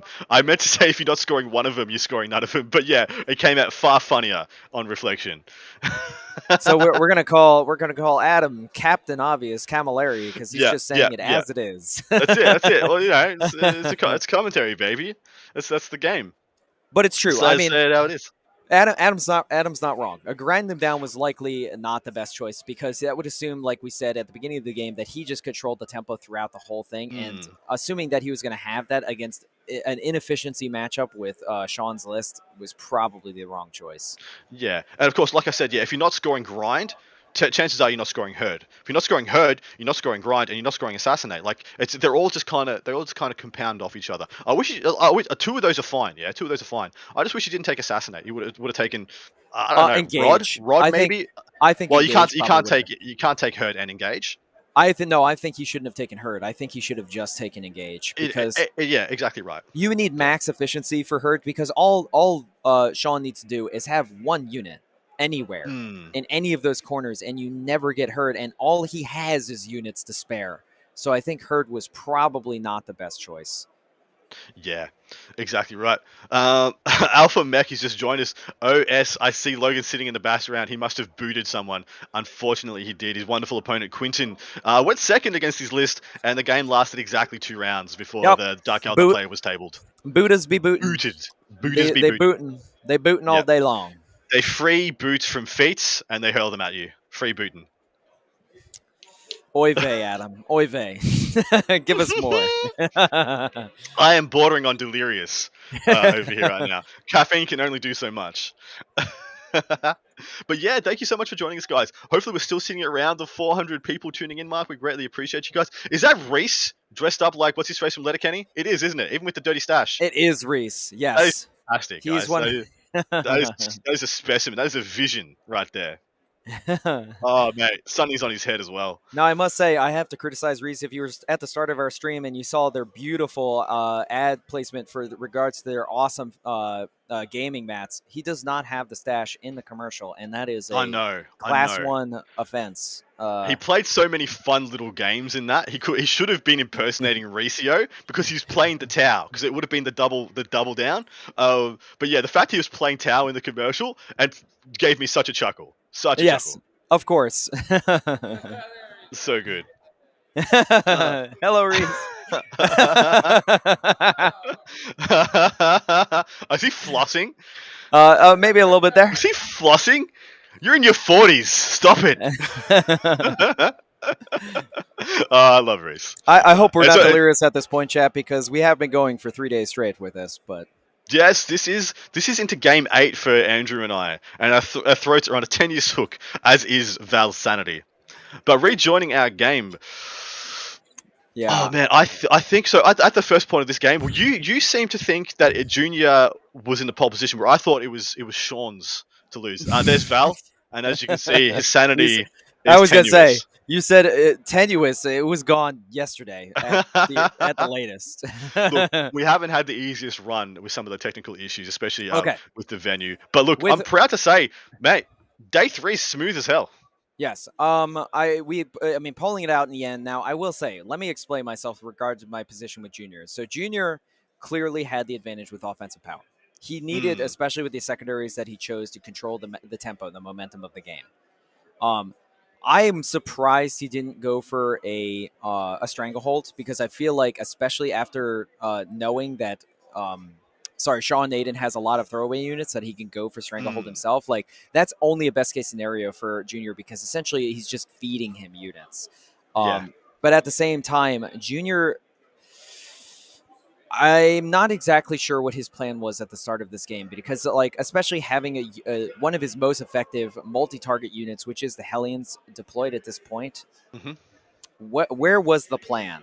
With this being obscuring, I understand he's blocking, but putting them out in the open like that, you'd think even with one Venom in this point behind this piece of terrain, that a single Succubus could just go and take care of that entire That's what I was about unit. to say. That's what I was about. Exactly, spot on, mate. Because the last thing, so it's all well and good to have them out in a threatening position that you feel is relatively safe, but like with the Animus Vitae in play, like you're just never safe. No. Like he could always just sling in a single character and pick up the vast majority of that unit, if not the entire thing. If he's got the Razor Flare or Succubus, she'll go in there and kill all 10 of them. So I just don't think that unit needed to be there. The other unit, I think, was in the right position. I love the way it was behind the wall in the upper left-hand quadrant. That's a good spot because it's there to threaten Sean's back line. But it didn't end up doing that. I'm not quite sure what did the damage to that one, turn 1. But it as soon as it came out on Junior's turn 2, it was at like 4 or 5 guys left. But I wasn't quite sure what got to draw a line or draw a bead to it. No, I'm almost wondering it was probably Sean's turn 2. He had a few Venoms that were sitting there. I wonder if they were able to scoot in before they died and actually get some damage on them behind the wall. Yes, he did. Or if the Venoms down here were able to draw a bead. That's possible as well. He did have 3 Venoms in that center portion, so... You always underestimate, because they're only little things. You always underestimate the range of a Venom with 36 inches. It's a big range. It's a big range, guys. They can really get around some angles. Oh, and it's a heavy 3 weapon now, which means that essentially you don't have to be in half range to get its effectiveness. So exactly 36 inches out. That's exactly it. right. And he's got double. Of course, he's teched into killing like Sakaran bodies and the 2 wound chassis. So he's got double haywire cannons. So 6 shots apiece on 8 of these things. They kill Hellions real damn well. Yeah, I mean, as we were saying, anything where you have a volume auto 2 damage is just like that's eats Hellions for breakfast, Hmm. and Hellions only have a Oh, 4+ native save, so we just had a real big hot call. Greedy Hammer said, I think if Chaos Space Marines had 2 wounds, they would completely counter Dark Eldar. I don't say completely. I think going completely counter is pretty bold, ooh. but I do think they would actually be quite good into Dark Eldar. Like Um, really, really good. it would depend on how much they keep of everything else. If they get the baked in Yeah. +1 attack, but if they lose Veterans of the Long War, that's tough. Yes. So as it sits right now, one of the best ways of killing, like, of just dealing a stupidly crazy hammer blow. Like, so I've seen people go first against Drukhari with that Dreadclaw drop pod with those Noise Marines in it and just demech the entire thing with one unit. Yes. Just like, all right, every buff is going. These guys, prescience, double shooting, veterans, and just Raider dead, Raider dead, Raider dead, Raider dead. Kill 5 Raiders in a turn. It's Yeah. bonkers. Well, Absolutely bonkers. they have two of the most effective shooting units against Mm, Drukhari, which is, as you exactly. said, the Noise Marines and still Obliterators. Incredibly Yes. Yeah.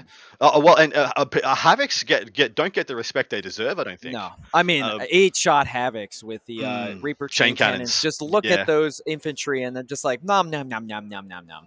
It's crazy, but yeah, I don't think Havocs get the quite. I actually quite like Havocs either in those drop pods or in a termite.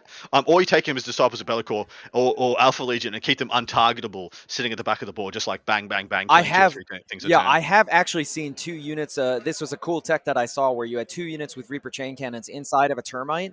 And the first Mm, turn, the Dreadnought drop pod, the Dreadclaw came down with the Noise Marines and cleaned, I think, 4 of 6 Raiders. And mm. then immediately afterwards, the Drill comes in with the Havocs and just kills all of those infantry. Yes, yeah. And the crazy thing about the Noise Marines, though, is because it's the 2 instances of shooting, which I'm assuming they're not going to get, because no one really gets 2 instances of shooting anymore. But the fact is, they don't get 2, they get 3, because the last thing you can do is Yes. have that drop pod come down with all the Noise Marines. They come out completely demech you, and what are you going to do? You're going to walk up there and kill them so they can kill everything else again, because they shoot when they die. It's like just a lose-lose proposition for a lot of Drukhari armies. The only saving grace they have is Kronos. Well, Kronos will walk up and just shred down the unit and can take the hit back usually.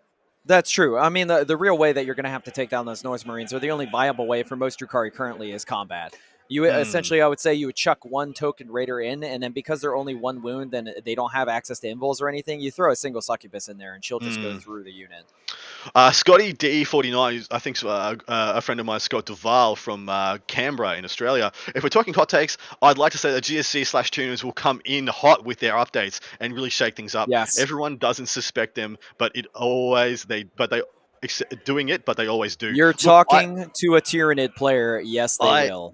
I don't think they have a playbook. They don't have a range of lists, but there is going to be one super potent list to come out of that supplement, and I do think it's going to shake things up. I think it's going to be actually a big factor. I think the one beautiful thing with the update that the Tyranids are getting is that it gives them a level of flexibility they didn't formerly had, because all you were seeing was basically Exocrines, Hive Guard, and token Yes, units and and then nothing else. stuff to get in the way and do action monkeys. Yeah, or that's all or they had. nothing but Demas and Hierodules. Like Yeah, there was no in yeah, between. exactly. All the opposite. They didn't have a single list that felt like it was fleshed out, and I think that's what they have now. They can make one list that can play most parts of the game. That can I mean, really we're talking function about and do well. possibly 500 shots coming from a single Yeah, Devour unit, which yeah, is yeah. insane. Yeah, the only bit I don't like about that list is you look at it and you're like, do I still have to take the Swarm Lord? And you're like, I guess I do still have to take the Yeah, Swarm Lord. And like, do most I? of the time. Is my entire competitive playbook shackled to this 200-point unit? And you're like, as it has been for like the last 5 years. And you're like, unfortunately, probably yeah. I think if you lean into more of a psychic shooting Tyranids list, then you're not required in any respect to take Mm, Swarmlord, because most of your units are either going to be shooting at range or using Metabolic Overdrive to get extra distance. I think if you mm. have any multiple melee components, you'd be a fool to not take Swarmlord. I mean, Exactly right. Alpha Mecha said, I talked to Mr. Bortel, who's the top ranked Tyranny player, who almost made the top 8, by the way. He has like 10-ish lists lined up. And I bet you from those 10-ish lists, he gets like one archetype and 2 builds that can go the distance, that can like win a GT, contend at a major. And I'm really excited to see what those are. yeah, I mean, even the simplest thing of, if you do play Leviathan, giving Tyranids access to a Chapter Master full reroll Mm, is massive. That is incredibly efficient to an army that formerly had almost no rerolls to suddenly having a full reroll. Guys, if you thought Rucker Trucks were scary, like Nids just got the Rucker Truck Destroyer. Strength 8, D3 damage, rerolling the damage, rerolling to hit, exploding 6s. Just, they don't make it out of turn 1. No. Like, if they're in range. Oh, they're just like, my word. Get rid of them. Delete And formerly the weakness of Hiveguard, which was you had to take Kronos in order to get the rerolls, which means they couldn't move. Now you can be Leviathan and just move and get full rerolls, and who cares? I think we've just had Ace Face. Ace Face 118 has just joined us. Ace Face, my dude, welcome to the stream. Thank you so much that you've done for the community over these many years. I remember hanging out with you and Val, although I think you're a little bit intoxicated, may not remember me. But I remember you and Val talking at the bar. Which one being Val? Val intoxicated? I mean... No. Val holds himself quite well. Ace Face was hitting on the source. I think it was day 2? He was having a good old time. It was like midnight as well, so, you know, I'm not saying he was doing anything untoward. It's freaking Vegas, for God's sake. Yeah, I mean, have you been to LVO? Because there's drinking. Yes, been to one, and it was one of the best experiences I've had at any events ever. It was magnificent, amazing. It's awesome. Awesome event. I highly recommend it. Oh, man. Where's the other stream chat by G6 Bloom? We have chats coming in from YouTube, from Twitch, and from Facebook. We are multi-platforming this bad boy. And please, in the chat, like, share, subscribe.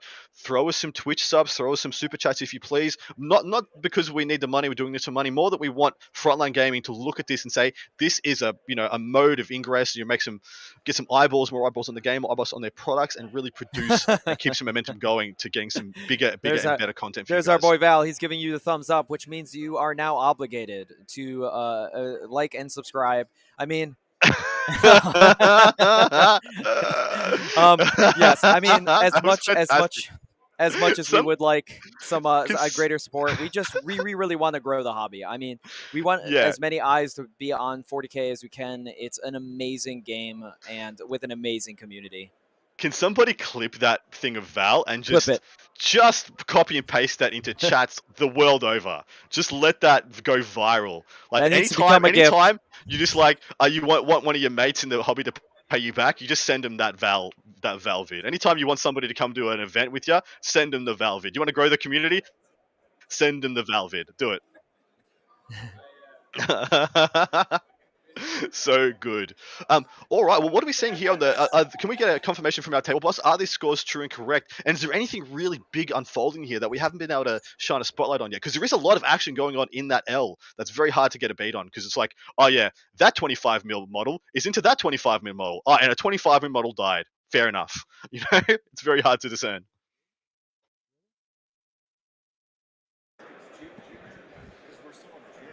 Hello. Just give me 1 second there. I'm getting an update right now. Beautiful. Love your work, guys.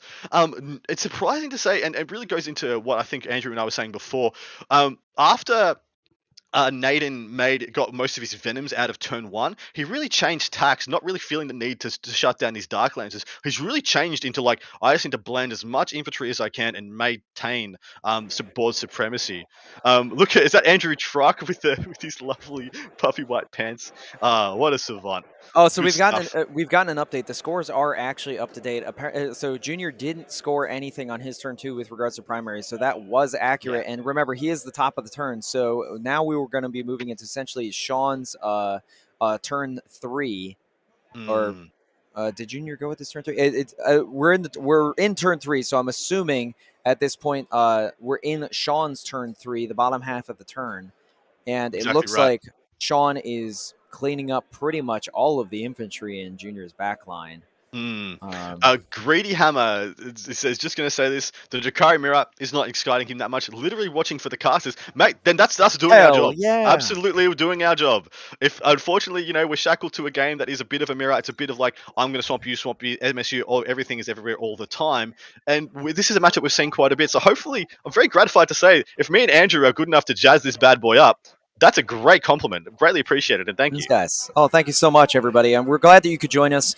And we're glad that we've hammered out most of the issues as it seems. But yes, I mean, we had one blowout game and one mirror match. But the one thing that is interesting about this mirror match, and you got to keep in mind, is that these are very high-level players, some of the best players in the world. Yeah. And everything comes down to the movement phase in these little tiny nitty-gritty movements. I mean, it can come down to that much, and that's not an Yes, exaggeration. yes. Well, I'm not predicting any blowouts here in Sean versus Junior. No. I think Sean, but what I do think is Sean's going to get up, and he's just going to stay up. He's just going to Stay. stay up by around that 10 point to 20 point margin, somewhere in there.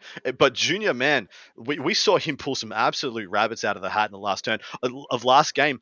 I thought he was down and out after turn For two, right? sure.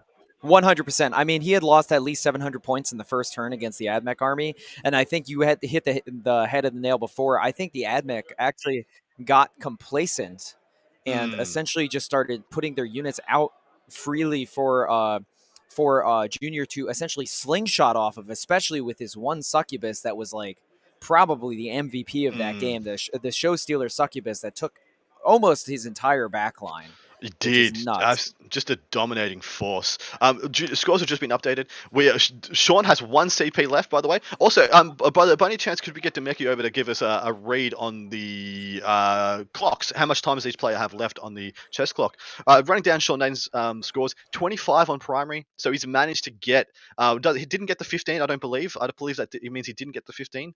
And he got a 10 that turn. Oh, no, he did. He got a 10 first turn. He did get the 15 this turn. That means he holds the bottom left Yes. objective. That's huge. That's Well, I absolutely think gigantic. yes, I think what he did here was we see this little bit of infantry unit here. I think Mm, he did have that Junior did have OBSEC on this point, but I think he towed in just enough OBSEC, and there was maybe only a total of 8 models on that objective, which mm, means that he probably either threw 9 or got exactly 8, including 1 OBSEC, and just denied both that objective and the top left objective that turn, which means that he yeah, didn't even need to score both of those.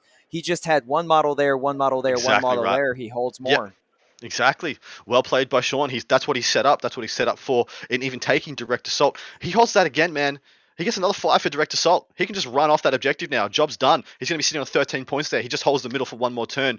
In turn 4 or turn 5, maxed points. Now, Giving Junior the donut in turn 2 is just almost game losing. no, unfortunately, technically there is only 20 points left in the round. This may have started a little later. So our pit boss Demeki was telling us that Junior only has 6 minutes left on his clock, whereas Wow. Sean has 20, which means that I think you're right. I think Sean got ahead, and Junior Hmm. simply does not have the Of the time that he time. needs. Look, in all likelihood, he has the resources. He just doesn't have the time on the clock. Time. 6 minutes left is crazy. He needed a full 5-turn game, and he's likely only going to get 3, maybe 4, and that's a problem. Exactly right. Alpha Mech, he says, that's why you can't keep calling games cooked, man. It's always on the table. I will say, when you're playing AdMech or Drukhari, absolutely it's always on the table. But Yeah. some of us lowly Space Marines and Guard players, not quite as privileged. Question from Donald Crowe. How do you think Black Templars will do? One codex is allowed on competitive circuit. Once codex is allowed on the competitive circuit. What are your Very thoughts there? Have you well. got much of a read on them? I think very well. I think they have the Yeah. tools to compete in the meta right now. I think the native psychic defense is very powerful, especially going into Hmm. some of the T Suns and Grey Knights matchups. They also are devastating in combat. Now I think they have the same problem that most Space Marines have, which is they essentially just don't have throwaways. Now they have Yeah. some of the better throwaways in Space Marines with Cenobites and stuff, but um, will they be able to essentially trade up or trade down as evenly as Drukhari and AdMech? That's No, no way, no unlikely. way, no how. Yeah. I'm a Black Templars player. So my 2 Space Marine factions is Dark Angels and Black Templars. I don't play anything else in Space Marines wise. And I'll tell you, I don't think they're going to be. Well, I don't think they're going to be the best Space Marines. I think they're going to be equal, like second best Space Marines, because they don't do fighting better than Blood Angels or White Scars, and they don't do shooting better than Death Watch and Iron Hands.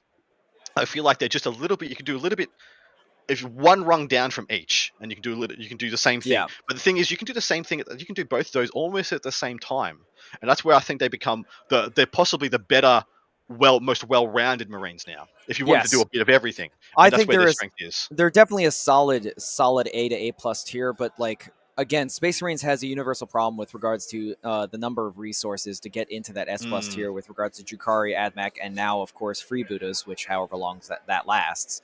yeah. I mean, essentially, even in the games we saw with AdMech versus Space Marines, I mean, when the Space Marines is losing 2 units and the AdMech is losing 2 units, but the AdMech has twice as many units as the Exactly. Space Marines. Yeah. That's a problem. Well, we saw that play out. That was the difference between the Orks and the Demons, wasn't it? In our previous It matchup was between exactly Scott that. and Logan, the Orks had 30 units to give up to throw away and trade, and the Demons had 9. Essentially, and 5 of those being like greater Maybe demons. 12, Maybe maybe 12, 12. yeah. Exactly right. Whereas the demons were going to pick up at best 5, 6 of those turns. The Orks were able to pick up 6, 7 every single Yeah, turn. And I mean EG had him tabled by, I think it was turn 4 or turn 5. it was essentially the end of turn 3, turn 4, and beginning of turn 4. But Oh yeah, but yes, he had the Lord of Change all the way to the end. He couldn't yeah, he, yeah, he yeah. couldn't kill the Lord of Change. But yeah, if you were following us on that game, that's basically why I was saying in that game that by turn 3, the only chance the demons had was that each greater demon was killing at least 2 buggies a turn. Otherwise, there was just no chance. I just love Alpha Mech in the chat. That's why Custodians are falling off so hard, and it's why Joel's Death Watch is so special. He keeps saying that. I've noticed that the second or third time. I reckon he's got autocorrect that keeps swatching Death Wing to Death Watch, which is cute. That happens in my phone as well. Deathwing, yes. But Custodians are falling off a little bit. So the more polarized the meta gets one way, the harder its super elite armies seem to go. And especially with the polarization that we've got, this isn't a durability. This isn't a polarized durability meta. It's a polarized efficiency meta, e.g., efficiency, cost efficiency, It's a efficiency trading per meta. point. Yeah, it's a trading. If you can't trade, you can't win. And Custodians can't afford to trade. You've got like 6 units in your whole damn I mean, army. that's part of why the only real And plan that we've seen from Custodians at this point is the yeah, Dreadnought list, because essentially it doesn't trade. Well, see, Custodians still feel durable. If they just in that new codex got one more wound, that durability wise, they'd be fine. They'd still be fine. What they need to be killer, man. They actually don't kill anything these days. Like No, and I would Succubus, assume a Succubus is killer than any single model in the Custodians army. No, I'm assuming at the very least that a Custodian Guard's weapon is going to be flat 2 damage and not D3, because And not D3, and all of the axes will be straight flat 3 damage. And Flat 3, yeah. I'm hoping a Bite Captain has somewhere close to like 12 attacks, or at least some kind of sweep with the spear that allows it to engage Horde. Yeah, well, I was going to say I would love all the spears to be flat 3. Yep, but the axes to be 2 damage, but with a sweep. So the axes. Because I mean, it is a lance versus an axe, so that definitely exactly. Does, That made sense in my brain molecules. But yeah, I thought that might be the way we go. As it sits right now, I think Sean's just extended that lead. Right now, we've got Junior sitting on 17, 27 if you add in Battle Ready, whereas opponent Sean, he's got 25 for primary, 8 for direct assault, 3 for stranglehold. So that's 11. So that's 36 on 46 to 27. So he's extended that lead out to 19 points. Yeah, and we're seeing here, obviously, they throttled so hard turn 1 and turn 2 that most of their armies were invested that early. But I think Sean did the right play here, which is essentially put Junior in such a compromised position that, as we saw, Junior's clock is almost gone, which means that he spent so much of his turn just trying to recover from what Sean had done to him that maybe that was enough. Yeah, Scrade just commented that damage 2 isn't very good at the moment because of all the damage 1 stuff. But if you say, let's say I had a... damage -1, I'm assuming he means, yeah. Yeah, -1 damage, so whatever I said. But if you had a sweep attack, who cares? Like, you're just like, oh, well, usually the sweep attack is only being used at a premium level versus damage wound 1 stuff. And if I do manage to go into, like, 10 intercessors for some reason, cool, I got 2 damage. Also, I mean, the clear change that they need to do to Custodian Guards with spears to make them relevant in the meta is just somehow with the spear or with the Custodian itself make them strength 8, and suddenly Ramshackle's turned off. So yeah, exactly right. Well, that's a problem. Yeah, they don't have any from range. You got to take Caladia's grav tanks, which get punished by all the D3 plus 3 damage because they don't have any defensive buffs outside the invuln. Or you got to take just a bunch of dreadnoughts, like a conglomerate of dreadnoughts, which doesn't leave you enough points to play the mission with units.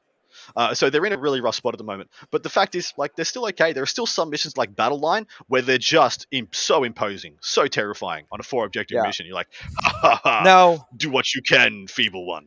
This may be unpopular in chat, and I'm sorry if it is, but this is a hot take. If you're expecting Custodians to be as balanced as Drukhari and AdMech, I think you're at fault, because they are a niche army like Harlequins, like Knights, and it's very hard to balance an army that is so swung into one direction with the way that it's written.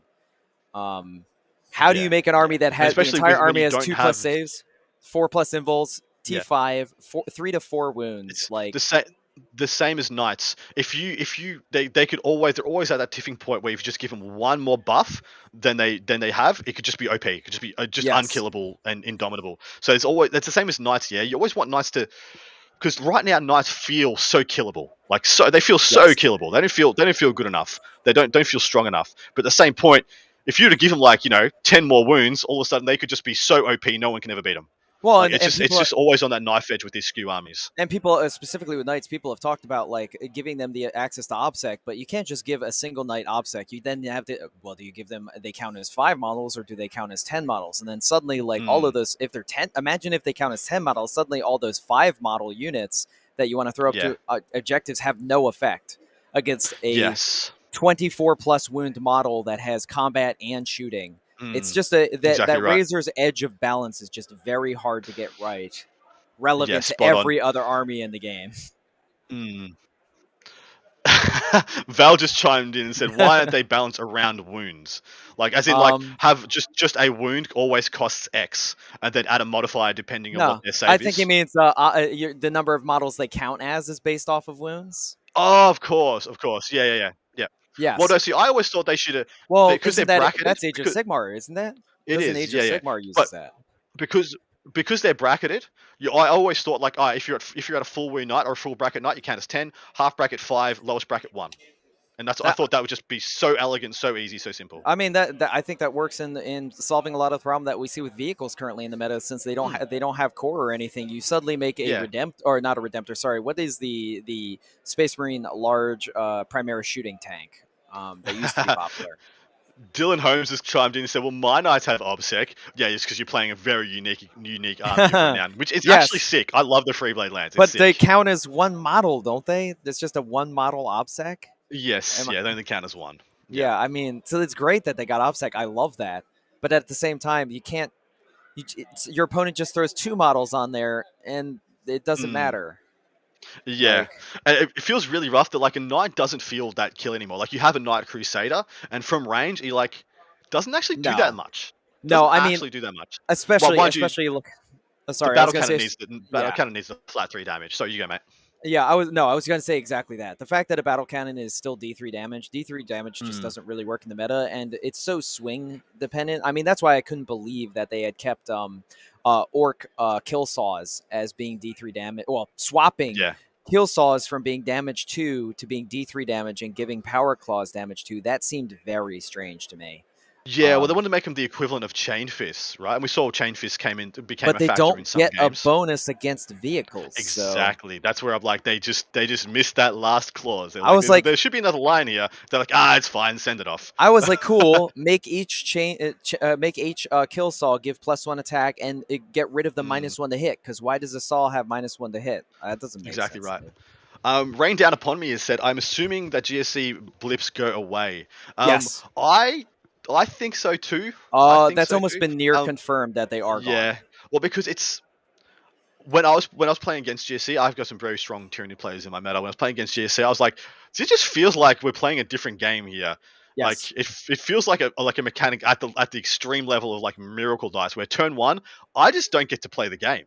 No matter We nothing, I just deployed. don't get to play. Yeah, Oh, we no, deployed. I deployed, and now Wait, you you're get to do going whatever you first. want. No, I Yeah, have to do my turn before you do your yeah. first turn. Still the only there. the only bad thing about blips is on a chess clock, you always start like 20 minutes Oh, lower than your opponent because you got to yeah. suss out all your blips and assign them all and do all that crap. Then have another deployment phase. And yeah, it's crazy. No, they'll likely get a lot instead of blips. They'll likely get a lot of tech towards either redeployment or essentially going back into reserves and stuff like that. Mm.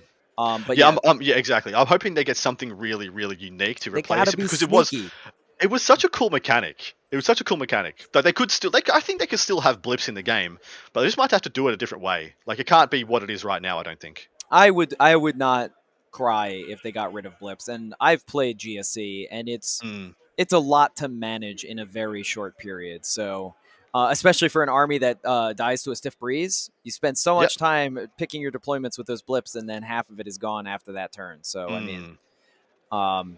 I will have to see. I mean, we're getting a GSC and Custodians release more towards December, so Yep. hopefully they get great stuff. Yeah, I hope so. And I really want. So it seems like to me like I thought GSC was going to get something in like the Book of Rust. Actually, did they get anything in Book of Rust? Was it Book of Fire? You're Because they're asking the wrong included. person. I remember they're in the fluff, but I can't remember if they got anything. If they got anything, it Um, was so forgettable that it no, hasn't made an no, impact no. anyway. Oh I me, oh can't remember. No, my. did they just get something in Octarius? I can't remember. No, they didn't. GSC didn't get anything No, Octarius. so it's just Book of Rust maybe, but I don't think it was Mm. anything like significant. If they did, it was so forgettable. So it's Or like hilarious. Crusade or something. They may have gotten Crusade rules, but Bubble Hearth. Can we confirm that it's still turn 3? I do believe this is the bottom of turn 3. So Sean Naden's bottom of turn yes, 3, going yes, into that turn is 4, correct. and it looks like they like well we got 8 minutes left in the round. Is that correct? We only less. We have seven. According to my clock, we have 7 minutes left in the round. But I would assume that Junior realistically only has one more turn for his own clock. On his clock. Yeah, exactly right. We did start a little bit late, so there could still be like 10 minutes, 12 minutes, 15 minutes on the clocks for the gentleman. I'm assuming it'll be up to the judges whether or not they get that time. Because we did start Um, late. Honestly, they probably don't need to. I mean, it will be up to Junior because if he wants to fight out to try and get that third place, because as of right yeah. now, he hasn't got third place. He's got 27 points. He needs No, to get and another no, needs it's to the get another point 10 scoring. points. Yeah, Hmm. it's the how many points can they accrue? Now, granted, well, did you say 27 points? Because then he does have third place because Quentin only scored a 25 actually. He does have So 27 points as assists right now. He's got 10 so for primary, 7 on his secondaries, and of course 10 for Battleforged. yeah, so he will actually score third place. So then Grievance. entirely up to these gentlemen. And of course, we saw what Junior was able to do with only a couple of minutes on his clock last time. So I wouldn't put it past him wanting to play this out to its most natural conclusion. Yeah, I mean, I don't think we'll see a turn 5 for sure. We may see like a very quick turn 4, but that probably will be about it. Um, Hmm. Now, do we? I Yes. don't.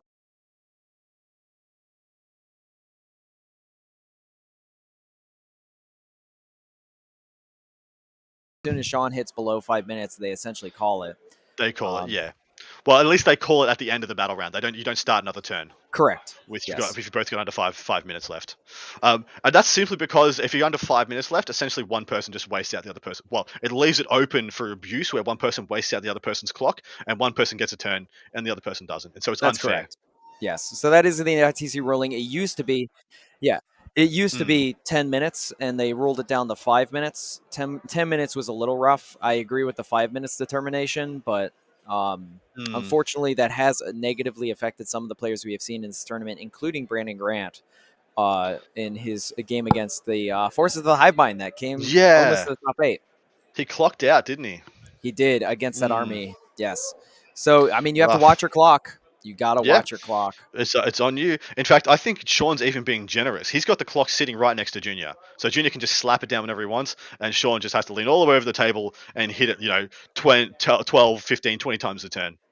Yeah, I mean, He's you're. a gracious 40k Jesus.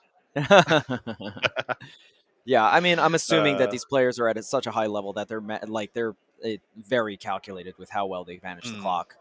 Um, Rain down upon. I hate that rule. Let me use all of my time. So I personally don't mind people playing it out. So if when I'm a TO, I'd be like, okay, play it all your turn. But if you guys do not play the entirety of the next battle round, the ensuing battle round, as in don't talk it out, don't talk anything out. If you're going to do this, play all your time.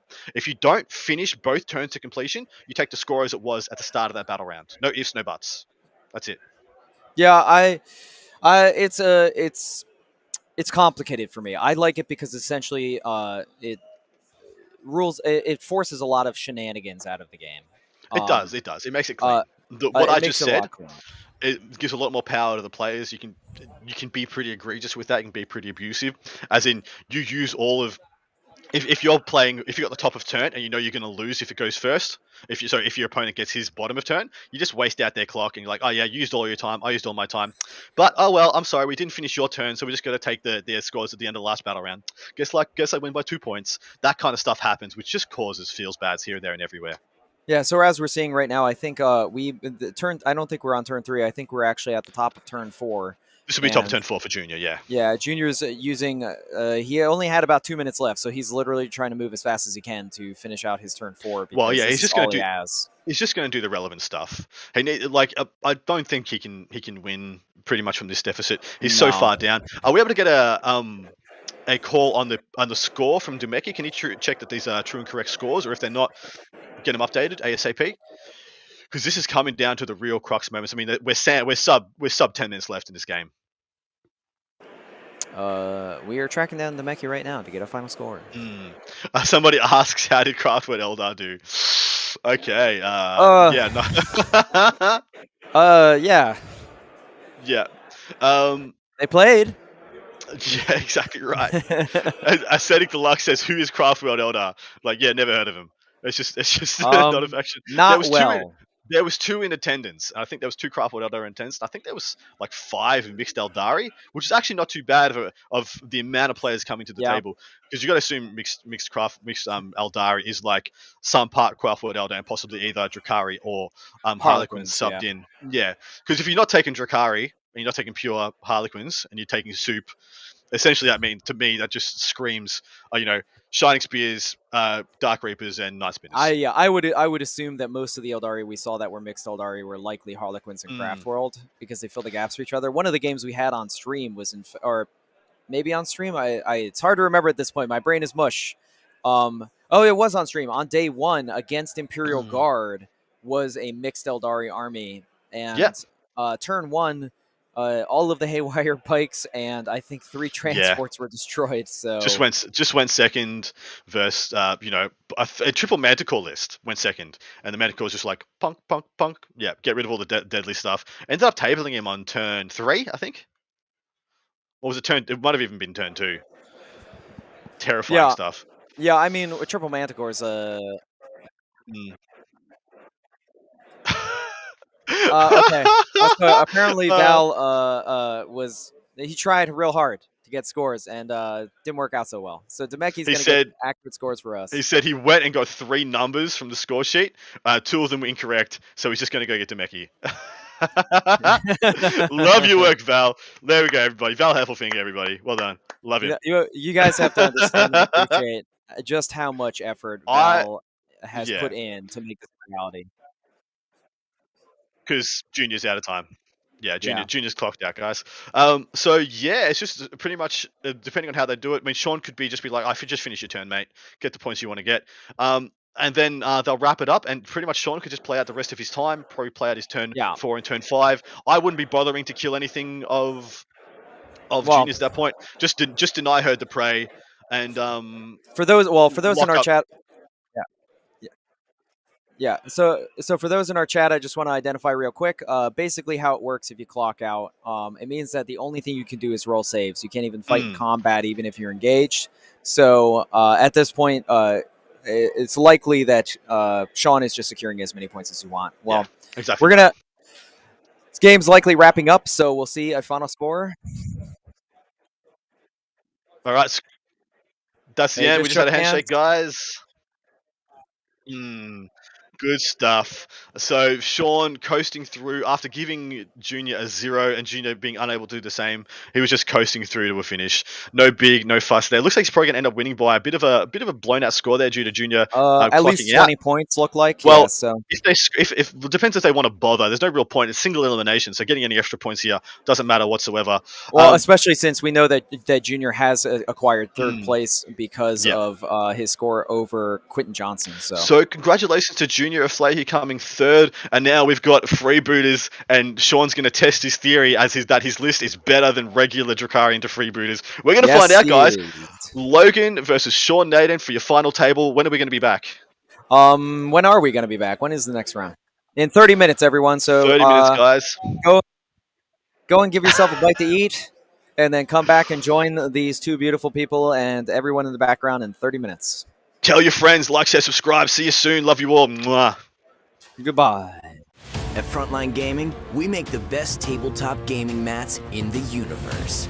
Our mats are durable, rollable, foldable, wipeable, and storable. Oh, and they look damn great too. Join the thousands of tournament regulars and garage gamers who use our mats to bring their gaming surfaces to life. To ensure quality, Frontline Gaming mats are custom made one at a time. Printed with high quality ink, our immersive designs stay crisp and are available in a wide range of styles and sizes. So whether you're playing a war game or a skirmish game, whether you're fighting over an alien tundra, fantastical forest, or real-world setting, there's a great-looking battlefield for you. Our gaming mats are printed on extremely durable neoprene backing, so they won't slide around the table, and they're thick enough to stay flat, protecting what's underneath and allowing for slight uneven surfaces. We know from experience that an easily portable gaming surface is just better. Every mat comes with a sturdy nylon zip-up bag for storage and transportation. Whether your next battle is in your home or at the local game store, you'll be able to unroll your FLG mat and get gaming right away. Our products are all made and tested by passionate gamers at Frontline Gaming HQ right here in the USA. It's time to take your battlefield to a new level. Frontline Gaming, champions of tabletop.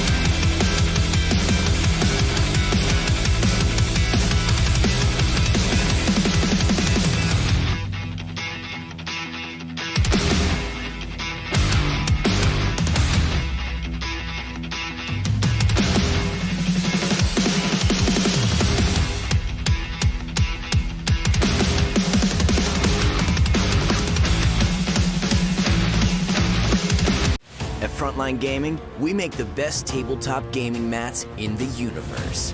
Our mats are durable, rollable, foldable, wipeable, and storable. Oh, and they look damn great too. Join the thousands of tournament regulars and garage gamers who use our mats to bring their gaming surfaces to life.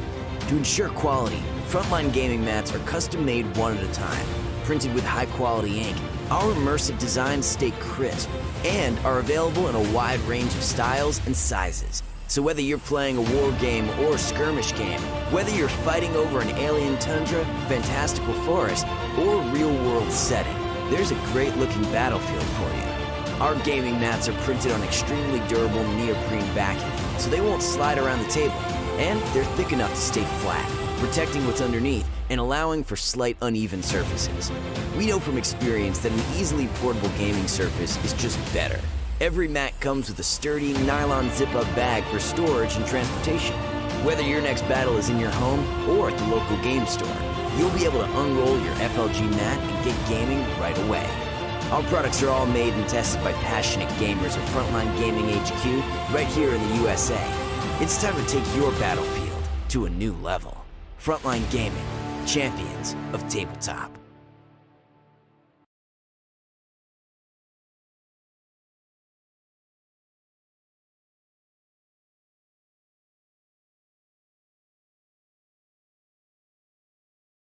Of the SoCal Open 2021. Of course, I am Andrew Dickinger and joined by the remarkable, the effervescent, the vivacious Adam Vivacious. I Camilleri. do like vivacious. Yeah, thank you so much. My absolute pleasure. My absolute honor to be here for the last game out of 9. We have been covering as much as we can for you guys. We're down to 2 from 222.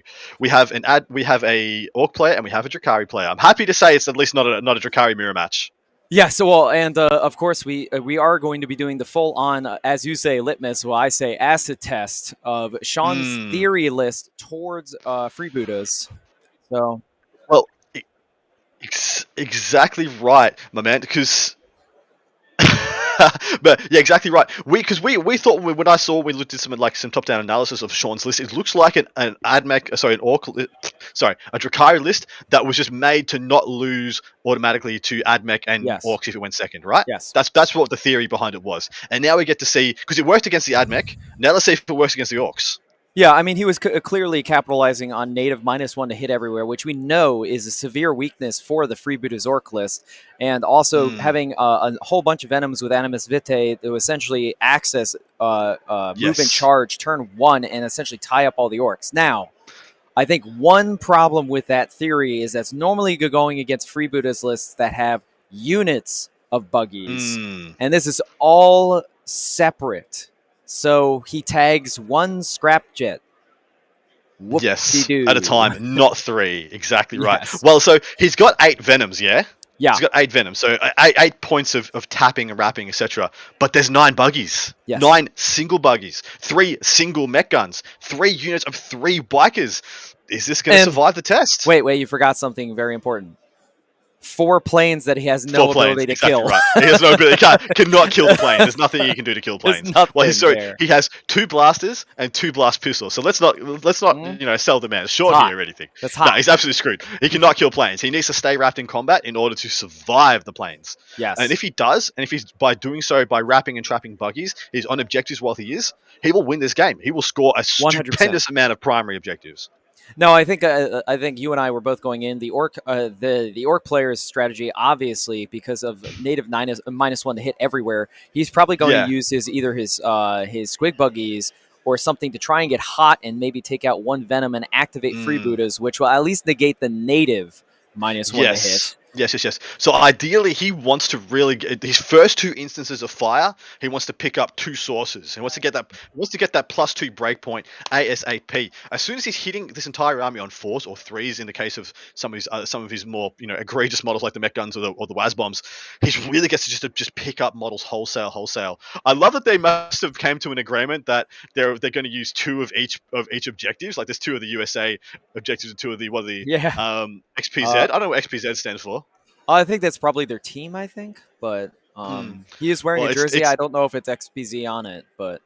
It's no tender loving man, that's for sure. It's not tender loving man, yeah. Of course. There's only one. For those of you joining us in chat, welcome back to this final game. Alpha Mech's been with us for quite a while, and definitely Xenos Petting Zoo is the team name. I was going to make up something else. It's not Tender Loving Man. That's all that matters. It's no. I thought I was going to try and make up a Xenos. Sorry, not a Xenos. A Xena related acronym. Ooh. Yeah. A Xena related acronym. No, yeah. Val? The secret tech? What is the secret tech of it? Is going to show us? Val's trying to show us something on screen. Oh, he's got the mat. He's got the knees in the back mat. Yeah. Yep. The sponge. He's already got a leg up. Yeah, it is. Advantage, well, he's already so well Orks. prepared. Yeah. Amazing. Yeah, nothing.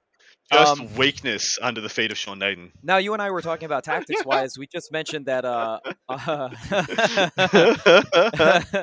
we were talking about how essentially Sean Naden likely will look to get the Animus Vitae in range turn 1 in order to activate it so he gets advance and charge for the entire army in turn 1. Yeah. But that's a 22-inch threat radius. If the Orks can just, in the Vanguard deployment, if the Orks can literally just be 22 and a millimeter away from that boat. Exactly. He can't Animus Vitae turn 1. Therefore, one of the biggest ingresses, one of the biggest power plays Sean has here will just not get activated. If Sean has to get shot twice by the entirety of Logan's army, this isn't a game. This is a slaughter. No, I mean, at that point, there's just like, as we even saw with his list against the demons, he was wounding on 6s against demons, but still had so much volume that it didn't matter. You have that much volume, even if, I mean, a Venom is only 6 wounds. Like, it's not going to survive that much. And it's toughness 5 and 6-1. Yeah, so like Darker Jets with the +1 to hit, well, the +2 to hit, hitting the Dark Jets hitting on 4s, just pick up a Venom each easily. The Mech Guns, 2 or 3 Mech Guns picks up a Venom. Like, with the +2 to hit as well, each Rocket Truck can pick up a Venom as well. He could get completely demexed turn 1 if he goes second. Yeah, I mean, I think the order that we're going to see with regards to, assuming he follows the right order of operations, the Ork player, if he, on his first turn, will be to shoot first with the Squig Buggies, see if he can get an easy activation. And then at that point, probably the Waz Bomb to get another easy activation. And then if the Waz Bomb gets +2 to hit, the Waz Bomb just picks up 2 by itself, possibly even 3. You go 1 D6 las cannons there, 1 D6 las cannons there, and here's the Smasher Gun here and the Super Shooters. And you can pick up 3 there. Like, it's a terrifying prospect to walk into for Sean. But, this is why Sean built this list. Sean built this list so this did not automatically happen to him. Yes. Like we saw in the Quinton game. Quinton went second, and what did he lose turn 1? Or his entire ability to win the game is what he lost turn 1. He also has, he might be able to catch the Ork player in a trap. Logan. He might be able to catch Logan in a trap because Logan might be planning to deploy his army 22.5 inches away from that Archon, but he could have not deployed at the front of his lines and then do a redeploy with the Archon to get into Animus Vitae range. So there is still that option. Yeah, exactly right. Well, if Sean goes first, So for those who are playing at home, the mission here is not priority targets. Yes, no, it is priority targets. Apologies. It is priority targets, yes. So this is a 5 objective mission, 1 in the center of the table and 1 in the center of each quadrant of the table, each quarter therein, and right in the dead center. This is the Hammer and Anvil style Vanguard, as in you draw a line from the top left-hand corner of your respective side of the table to the middle, the dead center middle line of the table, and you have a decent-sized deployment zone. But the issue is the footprint of the Ork army is so big, it's so vast, that footprint is so huge that deploying back from his deployment zone might not just be an option in this deployment zone, depending on where the terrain ends up. Now, we're waiting here to see where these guys decide to do this player place terrain, because it's really going to decide a lot of the tempo of this match. Yeah, I mean, the one advantage that the Ork player has, once again, with regards to even that Animus Vitae tagging maneuver with all of the Venoms, is that he has at a minimum of 3 throwaway Buggies, ones that he doesn't need for his offensive power that essentially could just screen anything of value. And then what does he do at that point? Even like an interesting tech. Now he can't back up with the shock jumps, but if Sean devotes all of his Venoms forward and doesn't kill the shock jumps, then the shock jumps can, if he rolls a 4+, teleport behind and just go right for Sean's back objective. Yeah, exactly right. Now, we've seen some people, we've called the games where Joel, the Deathwing player who Sean unfortunately knocked out twice, he played against a similar list to what Logan is bringing, that being the Freebooter style Orks, and he used these obscuring forests like judiciously to shut him down. I think we could see a similar thing from Sean. If he is able to get 2 or 3 of these forests in his deployment zone, could be a really big deal in double neutering, and then he'd need to get 3 activations of Freebooters in order to get that initial +1 to hit. Now, the one major difference between those two forces is the fact that a Venom is no Terminator with a 4+ invulnerable save in cover. And I mean, with a lot of these guns, unfortunately, I mean, even 3 squig buggy shots instantly kills a Venom. Exactly right. So I don't think the staying power is here. So he's like probably hoping that he gets 1, maybe 2 of the additional -1 to hit terrains, but that it's hard to say whether or not that will actually be effective enough to keep him alive. Now, again, another advantage of the Ork player having all of these buggies as separate units is that each one has the potential to be activating freebooters. You're not essentially wasting any assets. You're like, oh, I need 1 more. Well, I have this 1 scrapjet in range. Let's see if it's able to get this thing. Well, now the other 2 scrapjets now have the bonuses, and it's all a moot point. Exactly right. Chris Parkin has just jumped in the chat. It's a weird situation when you're rooting for Naden because he's the underdog. Technically, I think he is. List matchup to list matchup, Naden is the underdog. Because Naden can go first and win, but I don't think he can go second and win. He can. But oh my dear sweet merciful God, it could be so damn hard. I think if he goes second, it's probably a 95-5 that he loses. And then I think if he goes first, the problem is he can't kill anything. So there's technically the ability for Sean Naden to get -3 to hit. He's -1 to hit innately on his Venoms. He's another -1 to hit if he forces his opponent to shoot through forests, and he's got lightning fast reaction, so he can throttle. Maybe not the first ingress of freebooters, because it probably come from planes, but the second and third, he can double and triple down through clever use of forests and lightning fast to maintain that true -1 to the freebooters to have to shoot through. And if he can keep that up, maybe he gets out of his turn 1 mostly intact. Yeah, the only unfortunate aspect of it is because he has 3, potentially the 2 mech gun or the 3 mech guns plus the 3 squig buggies plus the WAS bomb. The best or the worst that they're going to be shooting at is a 5+, which you just need that to roll hot for 1 turn. Yeah. And I mean, you're talking about 5 Venoms being killed. Yeah. That's it. One thing we didn't account for, which has been pointed out by MC, it's actually a 29-inch threat range on the Animus Vitae, because we forgot he can fire and fade. You can fire and fade the Venom and then throw the Vitae grenade. So it's actually 29 inches. So I think he just gets it turn 1. So for those who don't know, Alpha Mech, it looks like, I think Alpha Mech is a diehard Logan supporter. He's waving that flag loud and proud. But the whole point of this list is it has the Animus Vitae to get itself into advance and charge turn 1. So he can just go turn 1 and just go straight, clog everything up, tap everything. It's going to be pretty savage. Now, either way, I think this turn 1 is going to be big in deciding the game. Yeah, I mean, the thing, though, is that, again, I'm worried about the mobility because we're talking about charges. And even though he has fly with the Venoms and he's able to charge over enemy units, the buggy bases are so large that essentially with 2 token shock jump Drexes, which I think I have no real intrinsic value in this matchup, and a Boost of Blasta, which wants to be tagged because it's just as effective in combat and shooting than it is just outside of shooting. I'm wondering if he can just bubble around and still make it ineffective. Idem25 has asked, I thought -1s do not stack. They do not stack, they don't. But they still, the effect of them still stacks up. So if you want to get +1 to hit against something that is -1 to hit, you need to get +1 to hit and another +1 to hit to get that true effect of +1 to hit back. You know, you have to equal it out and then go on top. Exactly. So they continue to cancel each other out in effect until one of them is doubles or gets 1 up on the other one. Yeah. You can almost look at it like a game of tennis. You got to win a set to get the effect of your -1 to hit or +1 to hit. Yeah. Essentially the minuses, they continue to stack until the unit actually actively starts shooting, and then only a single -1 applies. So even if it's -3, you will still only get -1 once that unit activates. Exactly right. So he can stack all these extra negatives to hit, but they don't mean anything. He's only ever going to be -1 to hit effect, but he can have the stacking in order to hold that debuff against his opponent, so to speak. Wow, Manifest Minis. He's got $50 on a turn 1 concession by Sean. Man, have never seen Sean concede a game. So if that happens, mate, I might pay you out, or I might buy you a steak dinner. Yeah, I don't know. I don't think I've ever seen him concede either, and that would Nah, be very surprising. Um, incredible even. I mean, But yeah, it's a listen. possibility. These guys, they're obviously very good players. They know exactly. Yes, thank you, Val. These guys are obviously very good players. They know what's going on. I mean, we even saw them talking before the start of the game because I mean, neither of these guys are idiots. They Nah. understand what's about to be happening, and in that case, like Sean is a champion Drukhari player. He will have a plan. It may not be a winning plan, but he still wants to get best in faction for all of ITC this year, which means that any points he get is good for him, even if it is a loss. So Exactly right. So we've got a question by Lord Cypher. What are the rules for placing terrain? Andrew, you want to extrapolate for us? yeah. So essentially, when you place terrain, I'm just going to use our screen right here. So say this is our board. You essentially have. All right. Well, do that then, huh? Just jump it on me, Val. Thank you.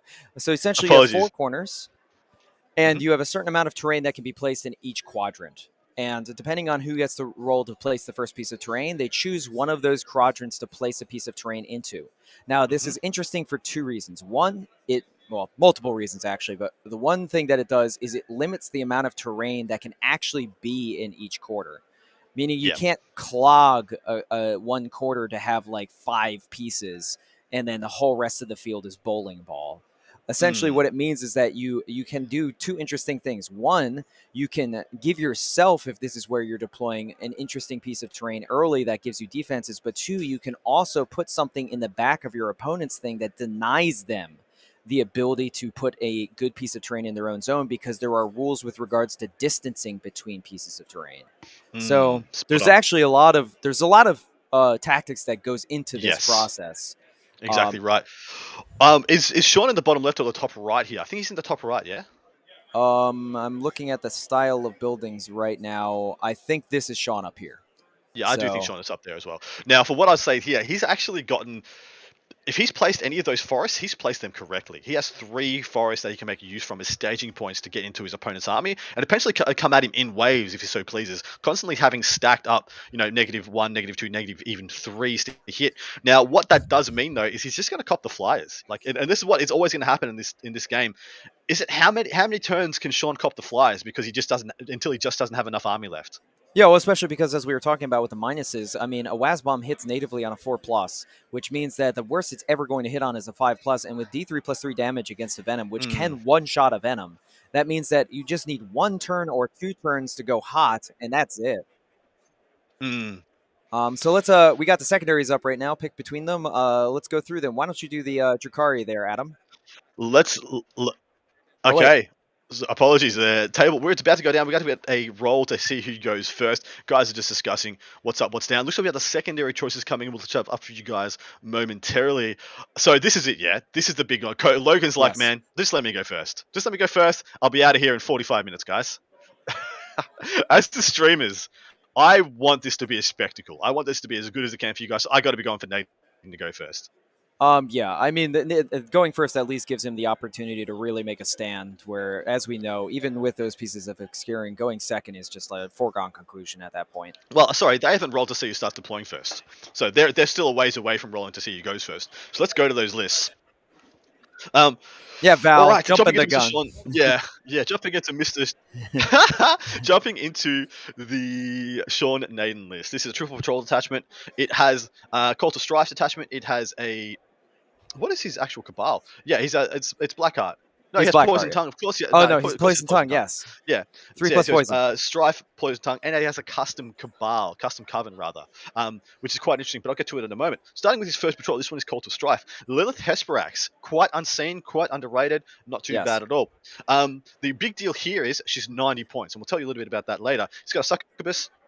He's got 5 Hecatric Blood Brides and a unit of Witches. Then he has his second patrol. This one, of course, is Poison Tongue. He has a Court of the Archon, 2 Sliths, 2 Urgles. He has an Archon, this one with Ancient Evil. Huskblade is an Overlord with Tolerated Ambition and the Animus Vitae. So this is his tech. This is his teched up Archon. Does a lot of good stuff for him. Next up, he has a Drazar, 5 Cavalite Trueborn with a Blaster and a Blast Pistol. 2 units of 5 Incubi.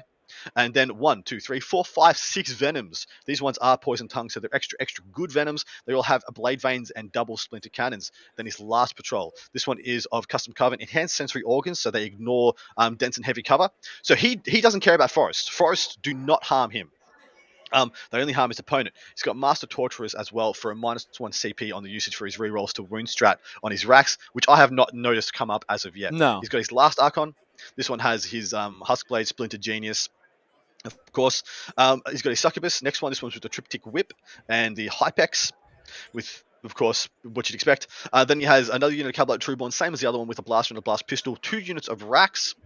Another unit of Incubi, his first unit and only 1 unit of Mandrakes, and 2 additional Venoms. So that totals 8 Venoms and a lot of stuff. Just so much stuff. So much stuff. All the stuff. Well, against him, of course, is Logan Heath, and this is his freebooters list. He's got 2 Outrider detachments because he has a few fast attack, maybe say.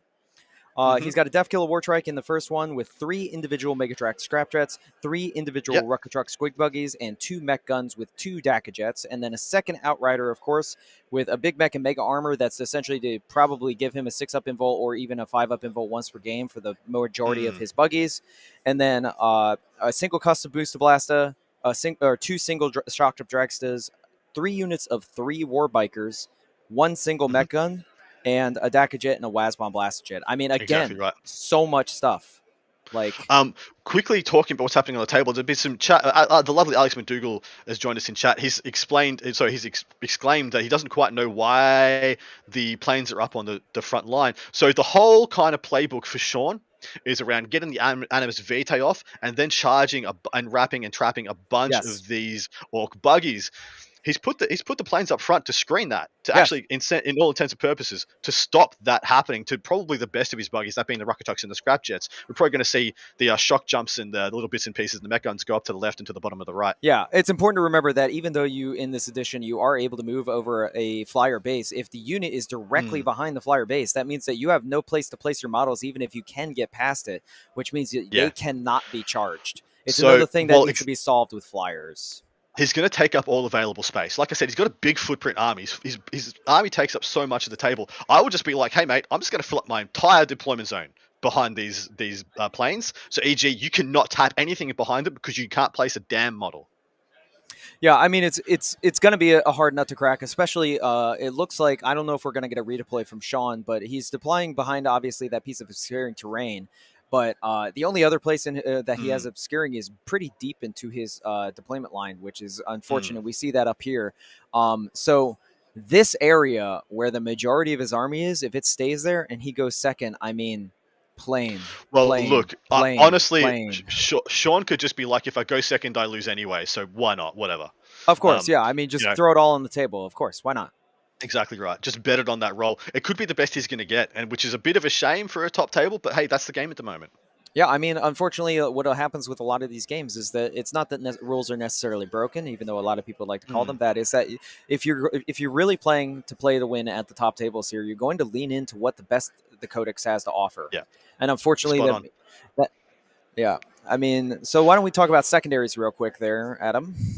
So, yeah, the secondaries just come up on the screen for you guys. Sean Naden has taken Stranglehold, Bring It Down, and Priority Targets. Priority Targets makes all the sense in the world. It is the easiest 15 you're ever going to get in any game of 40k. Bring It Down makes a lot of sense as well. Essentially, every single thing he kills is going to be worth a minimum of 2 points. And Stranglehold, he has the dominant board presence army. In fact, apart from like one single strat to make something OBSEC, which I only think is bikers or infantry, so just his bikes. It's infantry only, actually. Oh, he has no OBSEC. Zero donut. Do not even pass go. Do not collect $200. There is no OBSEC for the freebooter. So Stranglehold, all the sense in the world. Logan has taken Engage on all fronts with his planes spreading out across the board and going to be hunting targets all game. Very safe there. Assassination as another one that a lot of people have taken as a confidence pick against Sean and come up with donuts are only 3 or 6 points, but we'll see what happens there, of course. And of course, he himself has taken priority targets. Yes, my dude. Any problems you see there in the secondaries? I would say that Logan maybe not against what is to be planned is picking assassination, thinking that he's essentially just going to overrun Sean, because essentially the only way that he's going to be getting access to any of those characters is if he's essentially tabling Sean. So that may have been a bit of a flex pick, and especially at a top table. I would feel like where you don't want to flex is against one of the best players in the world on the top table at a tournament. Yeah, But yeah. our predictions are saying that Mm, likely the freebooters are going to pull this out, so maybe it's the right pick. yeah. So the only thing I would have changed with what Logan has done, I wouldn't have put the bikes behind the planes, because the bikes actually get shot quite well by all those venoms, and They can then, do. if they get picked up, they can make holes for venoms to charge in and land on the other side of. I would have actually put shock jumps there. I would put the buggy he doesn't care that much about there. Yeah, absolutely. I 100% agree. Now, this may have been a choice just because of, as you said, the limited real estate, and he's trying to just get the best of Mm, the area right now. Because remember as well, forests also do inflict a -2 to movement to anything that isn't fly. So hmm he's got a forest deep in his deployment zone, which means that anything that has to touch that essentially is going to get a -2 to movement if he's going to look for Yeah. any early advancements. Now, granted, the one thing, if we go back to the top down real quick, Val, the one thing to note is that other than forests, there's a big gap of nothing here in the center. Yeah, there is. There is. Absolutely right. That is a And big old firing lane. But I would love to know if see that one just to the left of what you were saying, that blocky bunker, just below that, below the oh, chest clock. so this guy here? I'd love to think Sean placed that. I'd love to, Oh, because I would think so. there's a very low profile on all the buggies. They won't see over Yes. that, so No, their I mean, angles are actually quite restricted. how do I limit the enemy's firing range and hopefully survive a turn one of shooting? You stick a piece of terrain right in his Hmm face and say, now you have to move. I would assume Exactly as right. well that Sean also probably placed the forest Yeah. directly behind that, which is like now you want to deploy and you have to get around this -2 movement. I mean, this is where the high level play really is. It's all about these little Spot on. stacking things that end up affecting Mm, majorly in the game. exactly Um, right. Man, I'm keen for it. Everything I'm seeing here right now leads me to believe that Sean is just going to be betting on his turn one. But he does have Poison Tongue, though, to redeploy. I think it's 3 of these Venoms, should he go second. So he yes. can insulate against that a little bit, wait to see the rest of the deployment, and see if maybe he can pick up some jank. But as it is right now, I think those 3 Venoms just get picked up from where they are, and they just go into the L, right? That's Yeah. all I see is Well, changing. the only problem is, as we were saying, is that in the back of his L here is that it seems like there's already 3 Venoms there, Exactly. Yeah, which it's means already that chockers. we're like, where do the Venoms go? This is the open. This is the open. So Mm, you maybe go behind there to try and limit firing lanes to the planes, but I think the planes have enough movement that that's fairly irrelevant. Um, yeah, spot on. oh, I like this play right now that he's doing with the mech guns. He's basically locking down that entire firing lane here. Well, so I'm going to say I don't like that play with the mech guns.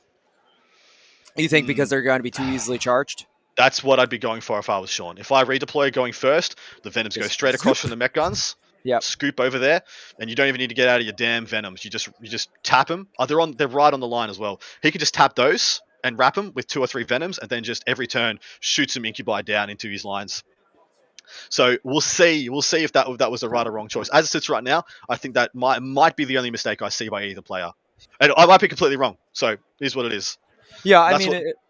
again, a lot of this is stemming on the fact that one of them is going to go first, and a lot Mm, of the game is going to be decided in that moment. Now, granted, if he does redeploy that direction and he does manage to get a charge on it, charge on that unit, he's still going to be exposing a large portion of his army. And notice up in that quadrant there are no forests, which means you will only yes. have a -1, maybe a -2.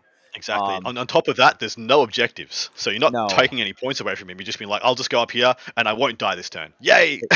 Yeah, exactly. So that is Yeah. part of the reason why I like this, because it's essentially the mech guns are fairly cheap, and it's Mm. essentially a bit. I feel this is more of a bait than an offensive choice. Yep. Because Uh, I mean, if he manages to get rid of 5 Venoms turn one, mm. that's basically it.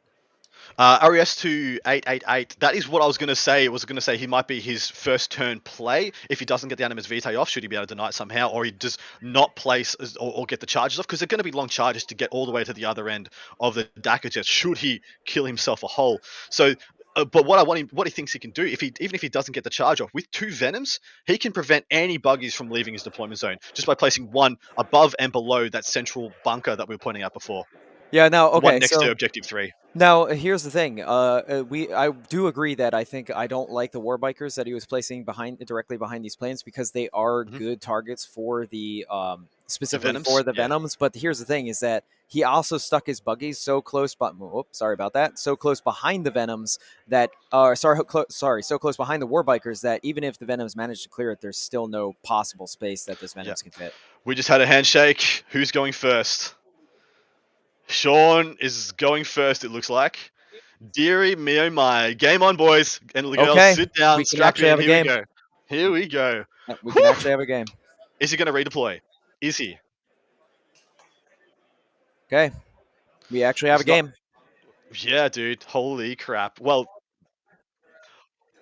thank you so much to everybody joining us in chat. Apparently, we've got 512 people across all platforms, that being Twitch, YouTube, and Facebook. Give us a like, a share, and subscribe. Tell your friends, bring them involved. Sling us a couple of bucks via Twitch or YouTube if you so please.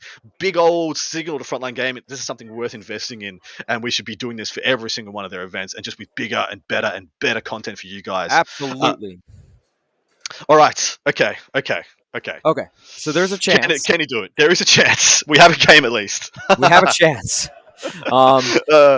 For those of you that are not fully familiar with the meta right now, I mean, the freebooters list, it's offensive shooting, even with all of the buffs we mentioned, it's essentially so oppressive that if it was very likely that if the Orks had gone first, that this would have been over in relatively quick fashion, maybe even the 30-minute game. So I got to tell you right now that my excitement for this game was like a rubber band. It was like it was just getting tighter and tighter and tighter as I saw the deployment and just how screwed Sean was going to be if he went second. And now I can safely say it got let go, and I'm ready to enjoy this game. I'm ready to be excited. I was maybe a 2. Yeah. I was maybe a 2. I'm now at a 7. But that was more that I just didn't want to bring you guys a boring game that was over in one turn, that was decided by a dice roll. That sucks. It's a top table of a 200 plus player major. Like, and 9 rounds to just have to come this far and just be like, I rolled a 5, you rolled a 2, guess I win. Yeah. That's not saying any disparaging about it to Logan. Logan's doing what he's got to do to compete. That's more like the state of the meta at the moment, the state of the game. Sounds like you're dumping on people. I mean, I'm pretty sure that's how some people in the chat are reading it. If someone wants to go and win a major, a 9-round major, you take the list that's going to make you go the distance. And Logan has taken that list, and you can't say anything bad about the man's choices. He's played like a gun the entire way through.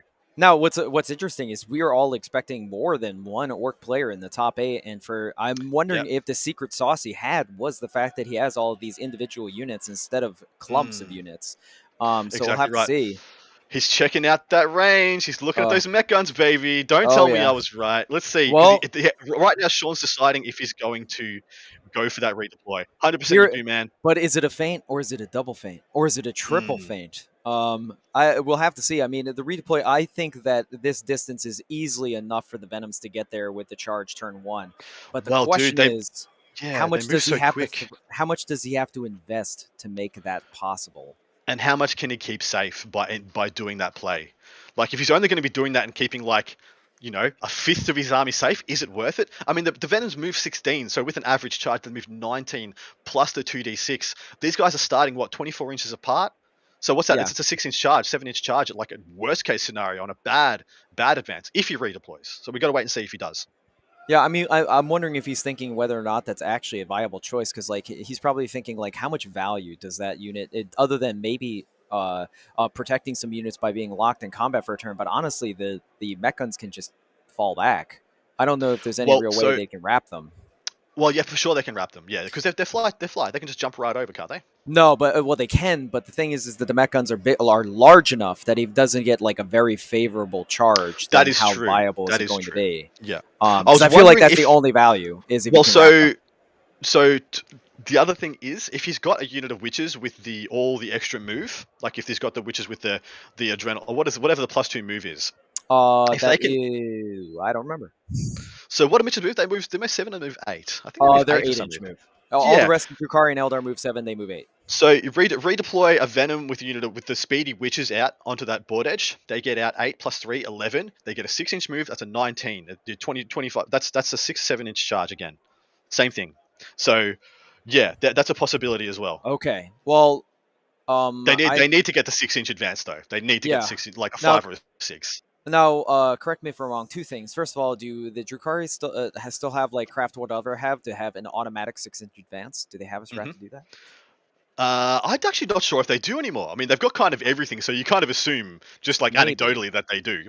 But actually, But what you just mentioned, I just want to say real quick, the witches are definitely a better option than the mech guns because remember, that's still a unit. He could just pay 1 CP and just do an emergency, or 2 CP and do an emergency fallback. I mean, like, what is he losing? well, yeah. So he needs the witches there in order to shard net him, to trap him in combat, to not get shot. I think if he goes in with the Venoms, that's an absolute wrong choice because he's just like, well, I'm going to spend 2 CP and I'm going to fall back with this unit, and if I roll some ones, who cares? Like, exactly right.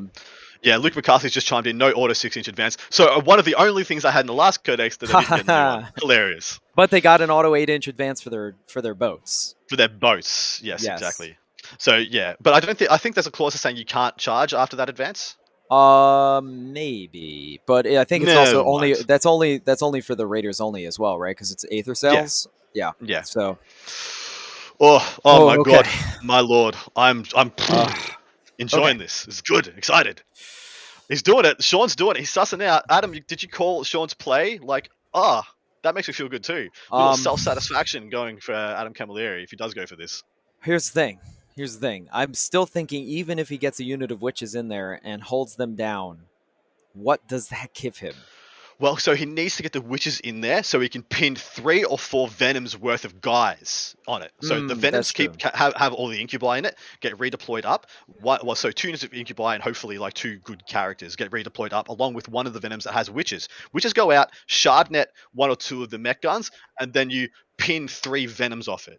And then those Venoms with those contexts get disgorged next turn and just keep dive bombing down into the back line of those.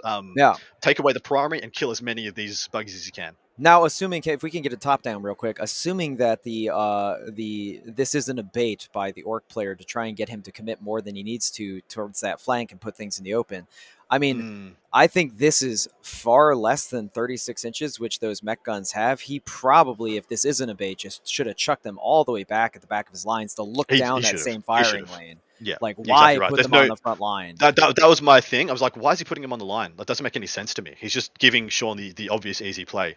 Well, that's why I'm wondering. It's 4D chess, and they're actually they added it. I mean, maybe it is a bait. That's why I was only considering it a bait because I was like, why else put them there? Why else put them there? Here he goes. Here comes the redeploy. He's doing it. This is what I said. Called it. As soon as you put the mech guns down, bam, could be a mistake. There's the easy option. Because why wall off? See, it doesn't make sense to me. Why insulate all your buggies and give him no good charge targets by the use of the planes, and then put the mech guns on the line? Doesn't make sense to me, man. I don't.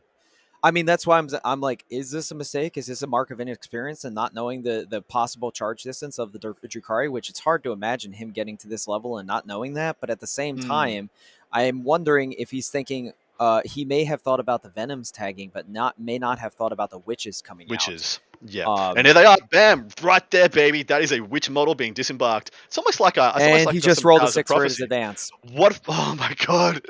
It's all coming up Millhouse. Wow, we really have a game here, ladies and gentlemen. This is this could be a big deal because that would mean that he could have upwards of 3 Venoms filled with units and a unit of witches tagged into the mech guns at the back and fully into the Ork lines. Dude, absolutely wild. He just dropped that 6. What a freak. Oh, my lord. Has he done it with 2 units? Has he got a succubus out as well, who also has a shard net impaler? Because you should. That's a good idea. Oh, just double down. Go for 2 bites of the apple. That might have been the 6 might have actually been for the succubus in the front. So, which is actually, in my opinion, the better value if he does get it into combat because a succubus can actually do work on buggies in the back lines, especially if it's precision blows. Oh, but then it won't. No, it'll still have no escape. Right, they still have no escape, but they only get the bonuses if they have a shard net. With the shard net impaler, exactly right. So if you can get, I think Sean is correct in doing this because that just gives him 2 options for the charge, 2 options for the advance as well. So if you roll 1 poorly, you can pick up and re-roll it, and then you still got a 3rd option. Now, so he's going to have 3 charges to make this go off to trap these guys, and then just to see if he gets enough good advances on these Venoms in order to tap as well. Yeah, now remember, the no escape rule for witches is not guaranteed. So he could accomplish all of this, and then the mech guns could still do an emergency fallback. Exactly right. Well, no, they can't fall back. They can't fall back if you've trapped them, if you've denied fallback.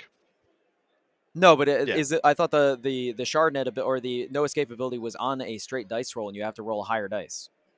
Yeah, so you declare you're going to fall back, and then you do the roll off to see if you're eligible. Yes. So Yeah. if I'm saying if the mech guns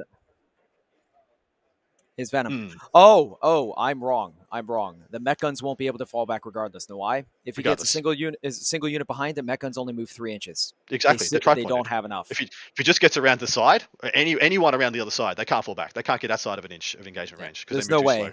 And it looks I would like just that. Where's I'm assuming so the Animus Vitae is there. yeah, it's got to be. Probably. Well, it has to be. Otherwise, he's setting up to failure.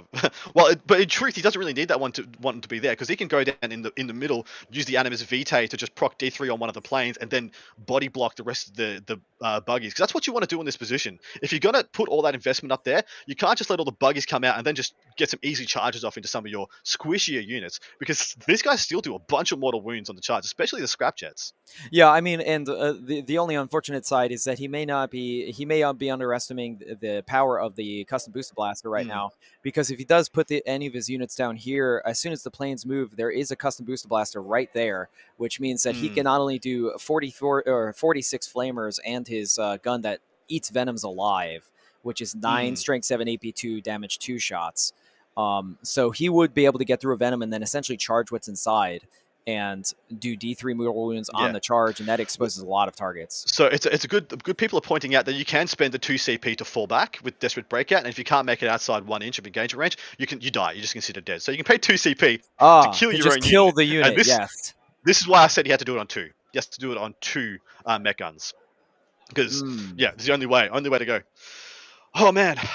We got some really good support here for Logan, and wonderful to see the ladies and gentlemen of his gaming club here in support. Adam, are you because these are I forgot these are 3 separate mech guns. That's actually a problem. I was thinking that they were one full unit. Again, this army has no units. It's all it's actually a downside here. It's actually a downside for all the individuals. Now that you've reminded me of that, these guys being right on the line there makes absolutely no sense. It makes no sense to me. That. Yeah, I mean, Logan may have had some huge brain, amazing plan for him, but whatever that is, he can't have wanted this to happen, right? No, not in a million years. I mean, the only thing that could possibly go epically wrong for the Drukhari here is that if you see these witches and succubus here and they manage to roll double ones for their charge or something, and don't make it into combat, which can happen. Remember, we are playing a dice game, ladies and gentlemen, so it could always go bad.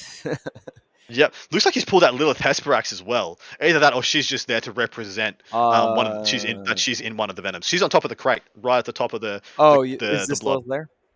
Yeah.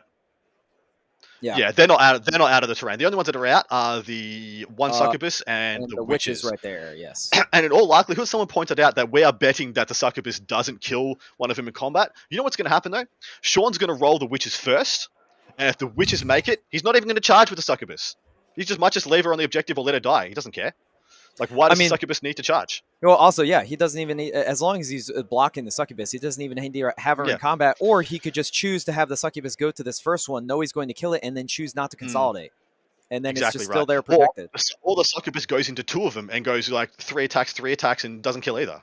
Yeah, or I mean, it goes into 2 of them. It expects to kill 2 of them, but then there's one pinned against the wall against that ruin, as we can see right there. That's the other thing as well. He has options here. He can shardnet 1, shardnet 2, and then just the last one, the upper one, can just be pinned against the backboard edge. Yeah, or oppositely pinned against the wall here, because obviously then you don't even need full coverage around it in order to keep it in place. So there are, I mean, this actually could be in Sean's court at this point, because I mean, this could be a big mistake. Marcelo in the chat is acting like you fight against the grots when you fight against a mech gun. You fight against the mech gun. You do not. The grots don't mean anything. The grots are just there. It's an odd model because the grots are just there to represent there being grots operating the gun, but they actually don't take up any space at all.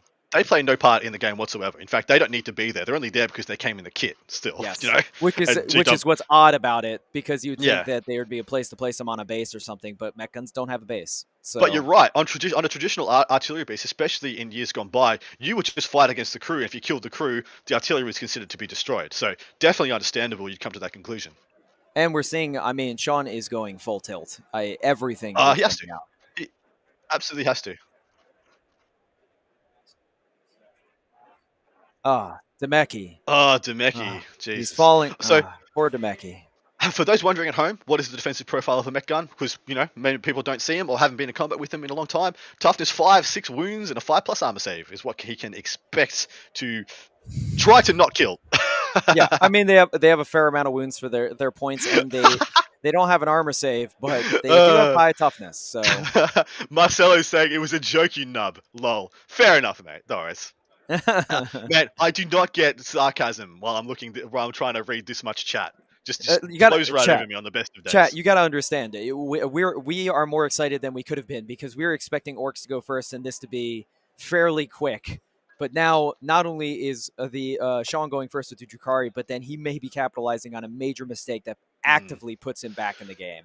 So, well, he's pivoting his entire army now behind this what we have now discovered is an obscuring forest in the ITC playbook, the Frontline Gaming Players Pack. And so he's just going to stage up. He's going to pivot and punch everything he can into those mech guns to trap him and stop him from falling back, and essentially insulate himself from just losing his army turn 1. Although there are still 2 Venoms unaccounted for. Yeah, there's one on the bottom right objective and one on the middle objective. Yeah, they're right there. Those are the Coven Venoms, obviously.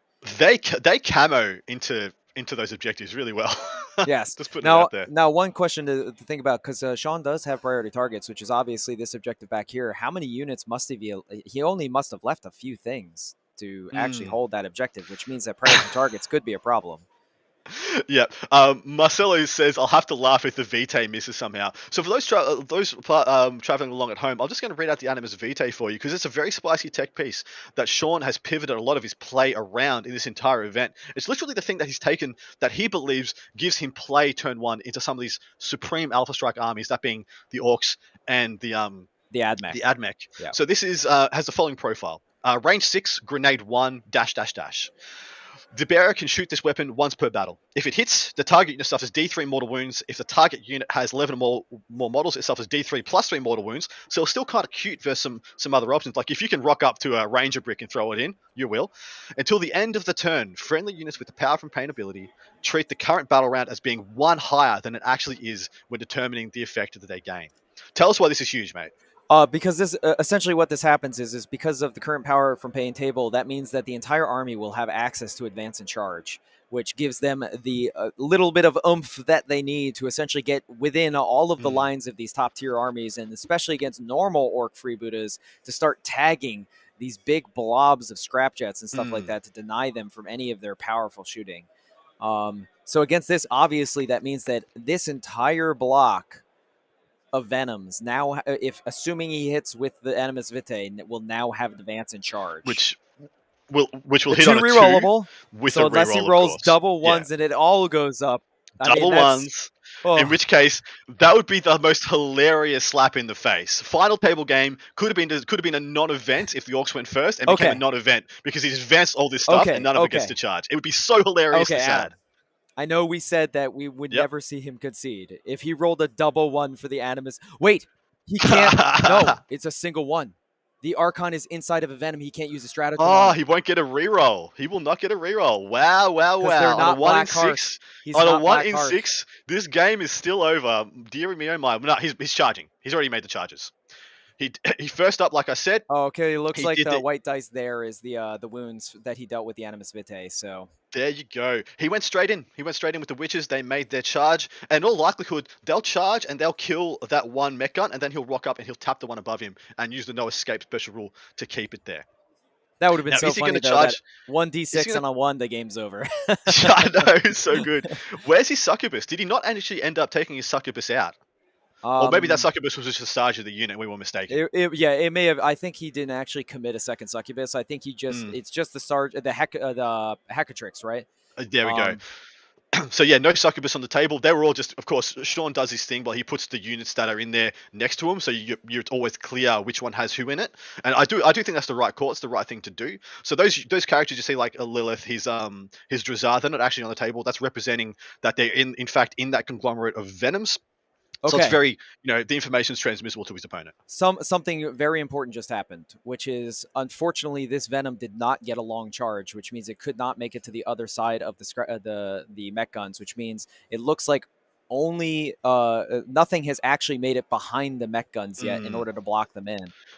Yeah, so he's just gonna be relying on no escape. 5-inch charge from this guy looks like that is a little bit short. Is he going to pick that up with a reroll? If he has got any rerolls, he's just got to do them now. Everything he gets in now is a unit that he's going to have in his turn 2, essentially. Looks like he picked up that 5 and rolled it into a 6. That may not have been enough either. So we will see. Maybe 2 of these Venoms are left high and dry, but honestly, he had to go for it. He had to try and get as many off as he could. If he got all 4, that would have just been so superb. But as it is right now, those 2 Venoms might just be waving in the wind, ready to be picked up. Now the real problem here is of course these 2 Venoms logistically are only tagging 1 mech gun currently. So if that mech gun ends up rolling a higher roll for the no escape rule and is able to escape with a normal fallback, then that's a real problem. What you'd like to see here is that top Venom tap that top. Yeah, so that Venom just piled in. To go right and you'd like to see it tap that one. Exactly right. And then you'd like to see the witches be the last thing to activate. Because in all likelihood, what you want to see is the witches go 3 inches straight forward and another 3 inches around and create a little horseshoe around the back of both of those mech guns. Now, the only problem is this top mech gun, there's no way there's going to be no escape. Do they have to select, I believe they have to select 1 unit to apply no escape to. Is that correct? No, I think you have to be within engagement range of them. So I'll double check that quickly. Yeah, please double check that. Yeah. But these models here, it's important to recognize that those are grots in the back. These are grots in the back of the mech gun. So none of the Drukhari models have managed to get around the mech guns in order to trap them. So yeah, he's in. It's each time a unit that is within engagement range of this unit is selected to fall back. Roll off with your opponent.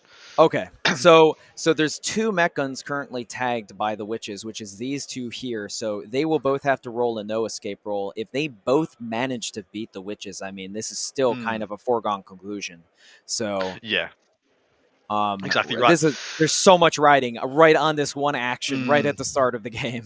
Spot on, man. So it looks like, yeah, Sean's just letting his opponent know what's inside which one. So looks like Lilith is in the bottom one, and looks like he has Drazar in the top. Looks like he's got Urgles. He's got his Court of the Archon in the right of those 2 Venoms also, because he's got an Urgle sticking out the back. Looks like he's got Incubi in the other one. So in those two Venoms, he has Lilith, a unit of Incubi, Drazar, and his Court of the Archon. It's pretty good to have in there. I wish he had, he probably wishes he had a second unit of Incubi in there with Drazar. 2 units of Incubi right now with 2 of those ultra killer characters just die-bombing every turn down to his opponent's lines would be phenomenal. As it sits right now, possibly he still gets to fall back. It's still a possibility. If not, he has to spend 2 CP and try to kill his own stuff. And there is going to be a lot of interactions here that need to be managed by both players. And so we'll see where it comes out. But so far, so good for Sean. He went first. He got the moves. He got the charges. He got the Animus Vitae off. Everything's coming up Millhouse. Yeah, I mean, there's a lot riding on this. So so much is going to end up falling into these no escape rolls because, again, like I said, if we get 2... both mech guns manage to roll higher than the witches for no escape, then essentially everything that's up on that side of the board is likely going to die. So, or if he just rolled a 1 on his Animus Vitae, it's just over. Like, you know, the whole army. He just took his whole army from being out of line of sight to putting it in line of sight, and couldn't even declare any charges. It would have been like the most hilarious thing. Now, granted, though, because he went first, this was the play. He had to essentially go full Adam and do as much damage as possible, or at least keep the safety of his units as much as possible, so he could essentially then swing down and then come into the Ork lines. Now, the problem is, again, I feel the tech of this freebooters army is that everything is by itself. So he's just killed one of the mech guns, and he's gone to fall back with the other one. And it looks like Sean has just told him about that. They're going to have a roll-off. Sean rolled a 1. I believe, for his no escape. He just did, yeah. So unless his opponent rolls a 1, then it will be able to fall back. And it did, okay. And it is able to fall back. They're all out of combat, which means... it amounted to very little. All that I have effort. A feeling all that's dead. Okay. Likely. Oh, this is going to be rough. This is going to be rough, ladies and gentlemen. He rolled a 1 for the no fallback. He rolled a 1 for the no fallback. How did he not get a wrap off at least? How did he not at least get around the back of him to get that wrap off with the witches? Because okay, so we saw the witches. They got to the front there, but they can't. The mech guns were so close together that the witches couldn't actually pass to the back of the mech gun. So there was one that was on 3 wounds. I assumed he was going to kill that one first. With essentially the venom attacks were going to kill that and then one, sweep and through. then he was going to sweep through and get around the back of him with the piling and the consolidate from the witches. That's what I assumed was going to happen, but it may not have panned out that way. No.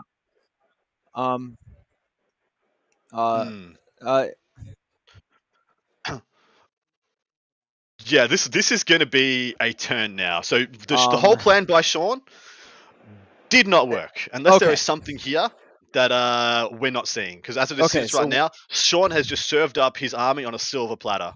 With what you said, I think what he did, which what may have been the mistake, is he targeted the Animus Vitae at the bottom mech gun, which is he should have, because of the distances that he needed to roll, he should have targeted it at the middle mech gun, which would have given him a better chance to kill it and therefore thrust the riches straight through.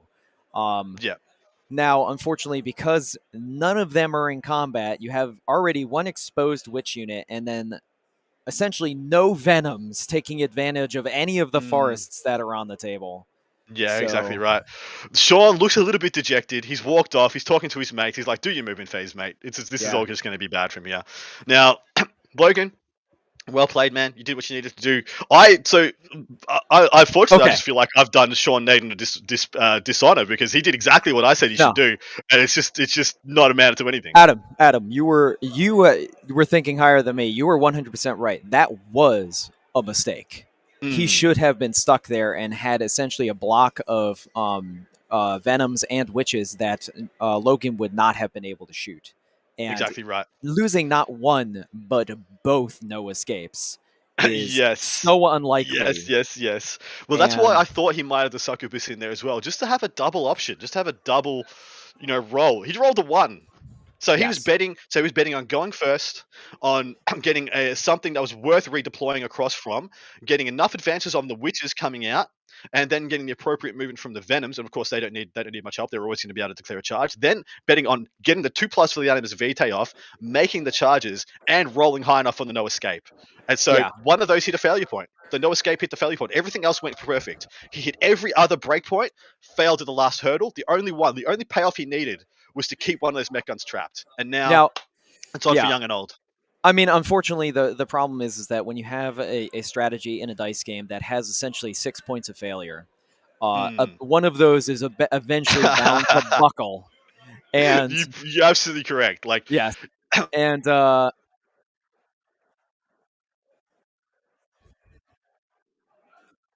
yes, yes. Okay. So we've just been reminded that the Cult of Strife succubus, the Cult of Strife supplement has a relic called Morvane's Agonizer, which replaces an Agonizer and makes it so units cannot fall back as long as it attacks them. But I didn't even account for that because I thought Sean would know that didn't work. Unfortunately, why doesn't it work? Why doesn't it work? Because it's a thing that automatically stops you from falling back, but it doesn't work against vehicles, man. And the mech guns, guess what? They're a vehicle. Geez, so it was just a straight up roll off on the to see if he broke out from the no escape. So it turns out there were 7 layers of failure, but point is that we can't criticize Sean. Yeah, we can't. Honestly, guys, we can't criticize Sean too badly for making any kind of mistake like that. We're talking about 9 games in 3 days. This is going to get to the players eventually, and some mistakes are going to be made. Mate, it was a desperate play. It was an absolute act of desperation, and he found the one way. Had he done it, though, had he pulled it off, he would have been a maestro of the game. He would have looked like the Sean that we know. And he went for it. Only failed by one roll not going his way. I bet Adam, when he saw those 3 mech guns up there, and then he was like, wait, my eyes bugged out. I'm like, Logan, why did you just gave Sean an out right there? Yeah. You did the perfect deployment. He couldn't have charged or made any real ingresses into your buggies turn 1 because of the plane screening and then the installation of the bikes. Whether or not that could have been exploded remains to be seen. But then you just put the mech guns down. I'm like, Sean's probably like looking sideways at him like, thank you, mate. I appreciate this gift. He was like, wait, because I'm sure Sean was expecting that even if he had gone first, assuming the mech guns weren't there, then there were essentially no plans in order to trap him. So Matt Laura has just asked in the chat, why go for such a risky play? It's the only play he had. It's the only play he had. He's the only play he had. Nothing he did was a mistake. Okay, Nothing he did. so It was risky, but it was the only risks that were over to him that gave him a path to victory. okay, so Adam, for the person who just asked in chat, I'm going to describe to you why this was his only play.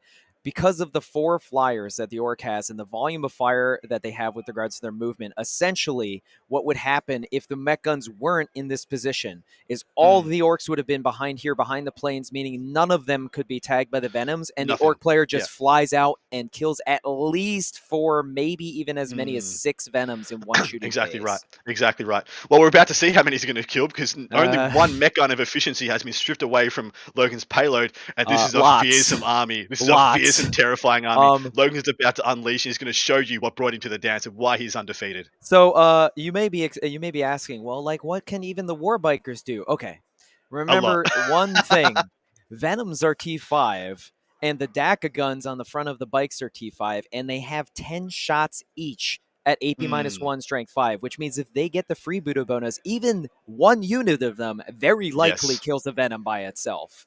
So exactly right. We're copping a little bit of flack for being biased towards people are feeling that we're biased towards Sean. The only reason they're biased towards Sean is because I feel like this was overwhelmingly in Logan's favor, that he didn't need the attention. That you guys all knew how savage this was going to be and is about to be for Sean Naden. He's going to get tabled in 2 turns, guys. 2 turns, he's gone. Do you want to tell chat what my ratio was of a possible win ratio for the Orks if he went first? If the Orks went first, you said you give Sean Naden a 5% chance of victory. 95%, the Orks just wipe him off. Yes, and that is accurate, unfortunately. Yep, Sean's going to get tabled 2 turns, most likely. There's not to be much you can do about it. Marcelo is a savage, by the way. He says, to be fair, Aussie Man is always biased on streams for Sean. That means you watch a lot of my streams, so thank you very much, Marcelo. I appreciate your support. And he is biased, and for good reason, because Sean is an amazing player, and he manages to play these like off the cuff, weird, even in power armies like Drukhari. I mean, he's running 8 Venoms. Have you seen another Drukhari player run a single Venom since the Codex came out? I have not. So yeah, exactly right.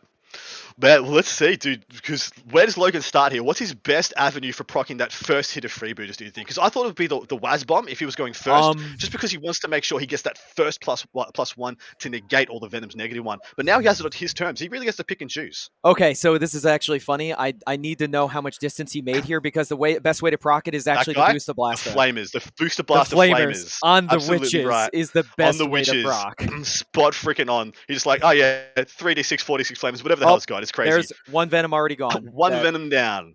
How many do you think? Does he lose or 8 this turn? I'm going to go he loses 6 this turn. I'm 6. I agree, 6. I think literally, I would be very surprised if any of this is alive at the end of this turn. Exactly right. And he's going to leave the Flyers for last, because whatever is left, the Flyers are good at killing. So it's rough as guts. Rough as guts. So we've got some calls. He's going to lose 5 from social studies teacher. All right, throw out your predictions, guys. How much of Sean's army is going to be left? Let's have some fun with this game. There's possibly not that much fun. Call it out, guys. Place your bets. Let's see. What percentage of his army does he lose? How many points of his army is going to be left? Okay, we're gonna stage this. First, how many Venoms does he lose? And then second, how many points? I called to 6, yeah. How many points does he lose? Because all right, what's your prediction on the Venoms? I'm gonna agree with 6. I think 6 is a fair assessment because they're in the open. None of them are gaining the benefit of the forests. If some of them were behind forests, then I would say maybe 4 to 5. But the fact that none of them are now, as far as points are concerned, he's losing. I'm guessing 1,200 points in this turn. Some people are saying 200 points left, all Venoms gone. Some people saying 7 Venoms left. Some saying 3 Venoms left. Oh, it's look, you guys are brutal. I agree. This is going to be an absolute. This is going to be a thing of beauty in the most horrible way. Once again, these players testament to the game. Once again, these players are very high level, and Sean wasn't walking away from the table because he was hemming and hawing and being like, "This is bullshit." He was like, "Well, I did the best that I had, and unfortunately, this is just the way it goes." And sometimes you run into these rock paper scissors games, and it can just go very badly, very fast. And on top of that, he has no say in his opponent's movement phase, so he doesn't need to be there. Take the seat while you can. He's a big man. His knees will be absolutely wrecked. Whereas Logan, those fresh knees, man, He's got that the mat. And it's the power mat, you know? He's just The like, mat well, holds all the power. exactly. You know, how can you lose? One man's got a mat, one man doesn't. It's game 9. Of course, this guy's knees, he's just ready to bounce. He could dance right now if he It's wanted to. all He could leave about his the woes. mat. He could leave his woes behind.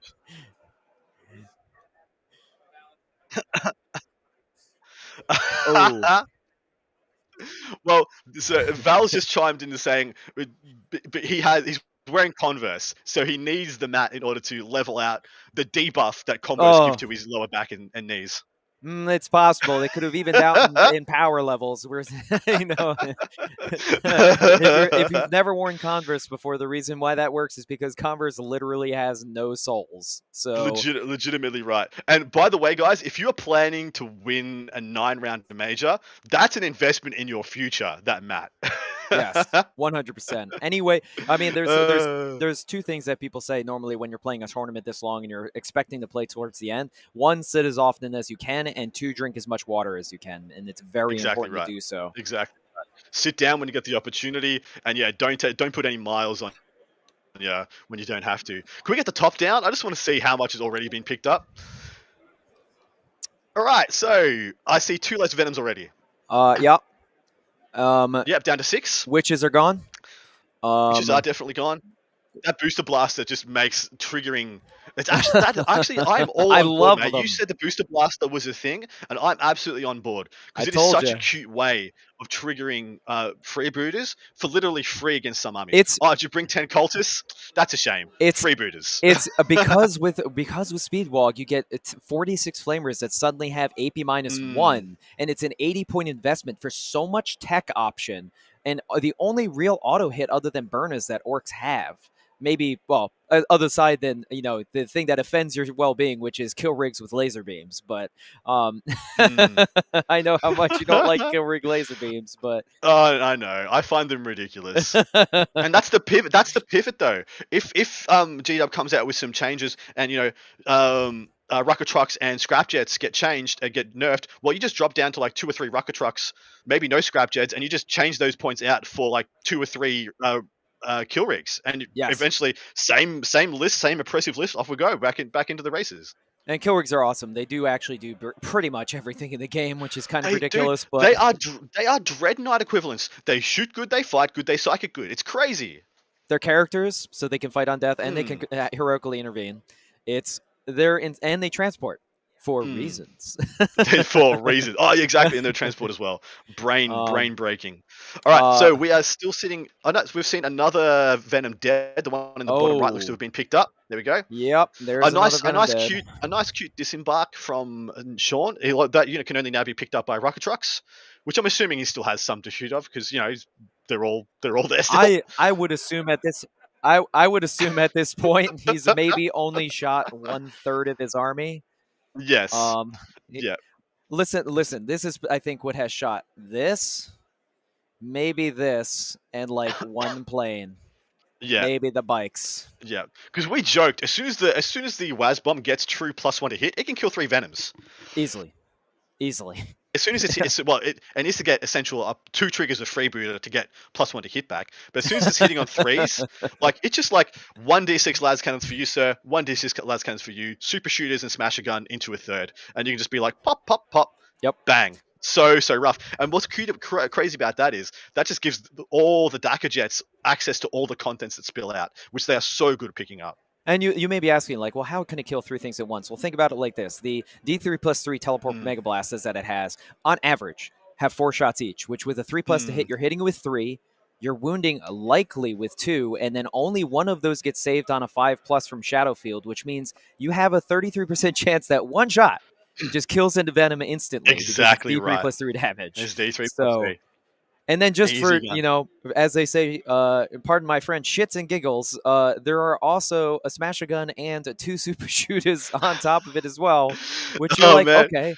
I would go smash into one, super shooter, and teleport Mega Blast it into another, and super shooter and teleport Mega Blast into another, and that's like the best of every world. Oh my word! Sideways in the chat, dude, I absolutely agree. You made that make the world of sense. Sideways in the chat says, yesterday I asked Logan how he'd feel about going into Sean Naden's Drukhari list, and and he responded with, Sean's Drukhari die like everyone else's Drukhari. What a savage! Wow. Now we know why he picked assassination. Oh, jeez. I still would rather have seen him pick. I still would rather see him have picked something else instead of assassination, just in the likelihood that some wonky stuff that Sean was able to pull happened. But right now, it doesn't matter. Doesn't matter. He's getting all those points. Whatever. You and I had no illusions. We both knew that was a flex pick. I mean, come on. Oh yeah. If I'm beating your ass, I'm getting 100 points. Like, and right now, Logan's on track for 100 points. Like, he's not going to get 100 points actually. Oh, no, he still could. Because right now he still hasn't broken out of his deployment zone enough to get onto the middle objectives. Because right now, essentially, if Sean survives on the middle and bottom right objectives, he's going to get a 15. Not that it particularly matters, but it's something. It's something. Yeah, I mean, obviously, if he table sim, he gets max on assassination. He gets max on priority objectives, and I can't even remember what his third objective is. Or pointing out Disciple Ex Machina. Oh boy, here I go killing again. Yes, that's what Logan's saying right now. Good old Carbopoulos Michael. Yes. Yeah, Logan has decided to not even bother getting engaged this turn. He could easily have gotten 3 points on engage this turn by putting a flyer in each corner. He's like, nah, I'm just gonna kill him. Just gonna wipe him. I think that's the play. Don't even give him a chance, because you give even the littlest bit of rope to Sean Naden, and he will make you pay. You don't play with Sean. You don't play. No. If you got a chance to put your boot on his throat, just put it there. Put him out. Put the knife in, twist, hit it with a shot of alcohol, and then pour the salt on. Because, man, you cannot let that man have it. Even the littlest bit of room. Beating Sean by 50 points is only a flex, because beating him by 1 point is exactly the same result. Yes. You still win the damn event. Oh man! So it's just how savage a man Logan feels like being now that he's in absolute pole position. Oy vey. Well, I wonder how much he still has left to shoot, but essentially after this turn, I would assume that the Venom in the center here will be camera change. The Venom in the center here will be tied up by 1 unit of War Bikers. Another set of War Bikers will be charging into another Venom or whatever is left over on the ground there, and essentially. That entire portion. I mean, there's going to be a giant Eldari size or Drukhari size hole there. Everyone in the Twitch chat is having a turn quoting Logan being a savage, saying Sean's Drukhari dies as everyone else's. Everyone's just copy pasting it in now. Let the meme floweth through you. I mean, lean in, boys. Lean in. Listen, Drukhari had it coming. Just gotta say it right now. Legit though. I don't feel bad for Sean. He's had 6 months of domination with this faction. Whatever. Let Orks have their day in the sun. I wish it was a 5-turn game day in the sun, but I'll take it. No, I mean we're talking about Orks here. They are savagery incarnate. They don't waste time with turns. They just want to kill the hell out of everything. Are you kidding? Exactly right. Tactics. What's wrong with you? You guys love it. Oh man. When I fought Logan, he kicked my dog and overturned my table in my house. Great guy, love him. Holy crap! You guys are making this so much more enjoyable than it could have otherwise been. Thank you so much to the chat. You guys are the real champs here. The winners. This is what we got. You're all winners. People. You're all beautiful people. We got to have fun with this because, listen, that was some top level 4D chess happening at the beginning of that game, and it just happened to go. So wrong, you can't help but laugh. Wrong. Well, at the last breakpoint, at the last hurdle, Sean almost pulled off a master stroke, and instead he's just gonna get wiped in 2 turns, and he's just like, "Well, sorry you tried, mate. I'm sorry you tried." He's like, step 1, check. Step 2, 3, 4, 5, 6. Oh my God, this could happen. Step 7. Rough.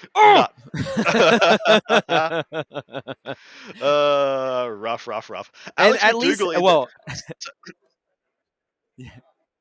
Alex McDougall in chat.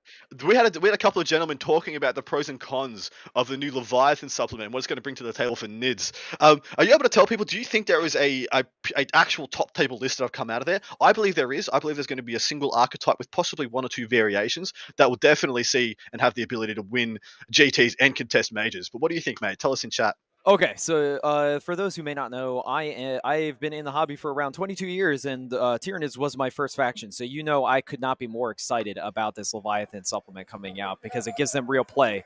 Now, as far as power, I think it's going to lean into two sections because I think a smattering could work of melee and shooting, but I think very clearly with the stratagems and the abilities that they got, you're going to probably have even more insane Leviathan shooting list. That this is not an exaggeration. 30 Gaunts can have 500 bolter shots in a single turn with it, which is just madness. And for the first time ever, we're seeing the ability for with combinations for for Gene Stealers to actually be able to kill even something like a Telemon in combat, which is nuts. So it is so crazy. Because Gene Stealers needed the help. Well, listen, they did though. They didn't do anything anymore. They didn't kill anything anymore. It was rough. But I've done the math, and with a certain combo that I came up with, assuming a double moving Gene Stealer unit, it's possible for 20 Gene Stealers on turn 1 to kill 4 Drukhari Raiders in the first round of combat. Which is crazy. Insane. I love that. I love it. So that's a 20-man brick of Leviathan double moving, like auto wounding on 6s, yeah, with essentially the chapter master buff. Yeah. So it's. You give them Chapter Master buff, and you can maybe give them Catalyst for the 5-0 Field No Pain if you want, but here's the full stack. You give them the Chapter Master full rerolls. You give them the Tyrannid Prime on 6s to hit the auto wound. Then you give them the possibly Catalyst to get a 5-0 Field No Pain, and then you also give them the stratagem that keeps them permanently in Synapse range for that turn, which means they're fearless on the enemy side of the field. You move and charge them. That's 80 attacks. Right. Rerolling all hits, any 6 to hit, not only auto wounds, but with the stratagem generates 2 additional hits, which is insane. I mean, it just goes right through whatever it touches. It's amazing.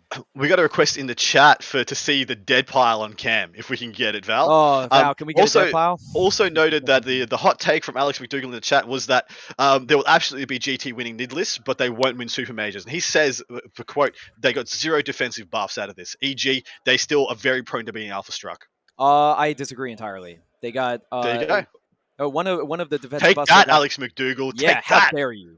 Bam. One of the defensive buffs they got is if you choose the Synapse ability of the Broodlord, you can just apply multi-layered cover on any unit you want, including something like Tyranid Warriors, who could already be ignoring -1 and 2 rend. So it's something you give them. Here's an interesting. Sorry, apologies. Yeah, well, exactly right, mate. But I just need to segue back to the table for a second. An interesting train of thought that Logan might be having is, why do I need to kill Venoms? Right? They got poison. I don't care about poison. So every time, I think what he's doing is every time he kills a Venom, he kills everything that comes out of it every single time. Oh no, he doesn't care about killing Venoms. He wants the juicy cream filling within that Venom.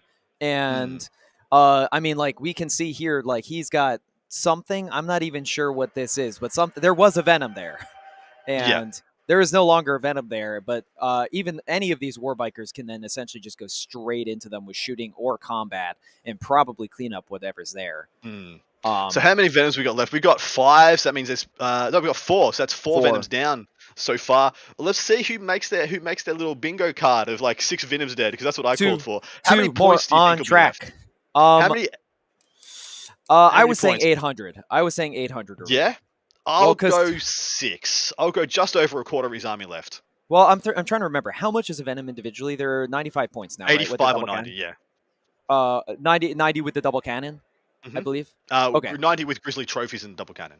Okay. I don't think he took Grizzly trophies, so he just has he took him on 2 of them to get to the 90-point breakpoint in order to take him as while we stand, we fights. Or and those are specifically the Coven ones. Yes. Exactly right. So, that at that level, then I would say, you're probably more accurate. If he kills 2 more Venoms, then yeah, it's probably closer to having only 600 points remaining. Well, I say 600 points because I think he's going to have 2 Venoms, its contest and a couple of characters left. Because I don't think he wants to waste like whole value targets into killing, like shooting into a 2+ invulnerable save Archon, for example. You just go and kill another Venom, or kill some Incubi, or kill some Witches. If you, right? yeah, I mean, if you pan down left to the for us Val a little bit there, and we see where next to those mech guns, down left, that's a Drazar there on his own, and I believe that's a Succubus on her own.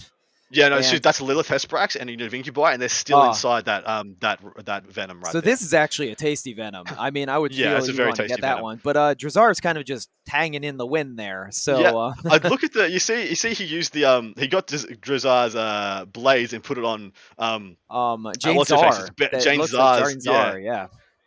Sean does do some wonderful painting content over on Team Battle Brothers. Looks like Drazar's only got 2 wounds left as well. Yeah, I mean, so he's probably not long for this world. Unfortunately, as well, Drazar is one of the best things he has to be killing any of these vehicles. So, exactly right. The 3 damage, yeah. Yeah, he needs it because Drazar himself is only strength 7, I believe, which means that he's still getting ramshackle affected. So, that's a big deal. Inez Wilson, you're an absolute savage. Big shout out to the G-Dubs rules writers. My mother has sleep anxiety problems, but on weekends she sleeps like a bear. All I ask is for her to watch 10 minutes of an Ork shooting phase on stream. You're a brute. I'm going to dodge his comments from now on. That's just too good, man. I won't be able to cast. I'll be laughing too hard. But dude, even the bikes. Does anybody know how crazy bike shootings are? But if you don't have 3-3 bikes in your list, go and get some. They're bonkers. Insane. They're bonkers. I mean, you're talking about they normally have 5 shots each at half range because they're 3-5 or 5-3 DACA weapons with each DACA gun. But then you're in a speedwog, then it's 1 extra shot, so you're 12 shots per bike. Per guy. At strength 5, AP -1. Yep. Which that's you're talking about 36 strength 5 shots from 3 models. Which is I hear that's good. I hear that's just a good breakpoint to have. Nah. Not against toughness 5 Venoms. Get out of here. To get literal, like you're just throwing literal saucepans or skillets through of dice from each unit of 3 guys. It's kind of obnoxious. There we go. That Venom just got blasted. Venom number 5, wasted. Anyway, I started blasting. So good. We need that. Somebody pop that Danny DeVito that meme on screen right now. Logan's face on Danny DeVito. I want to see that meme later today, please. Chuck it up in chat. Started blasting. Yeah. So we tried to wrap my mech guns, but then I started blasting.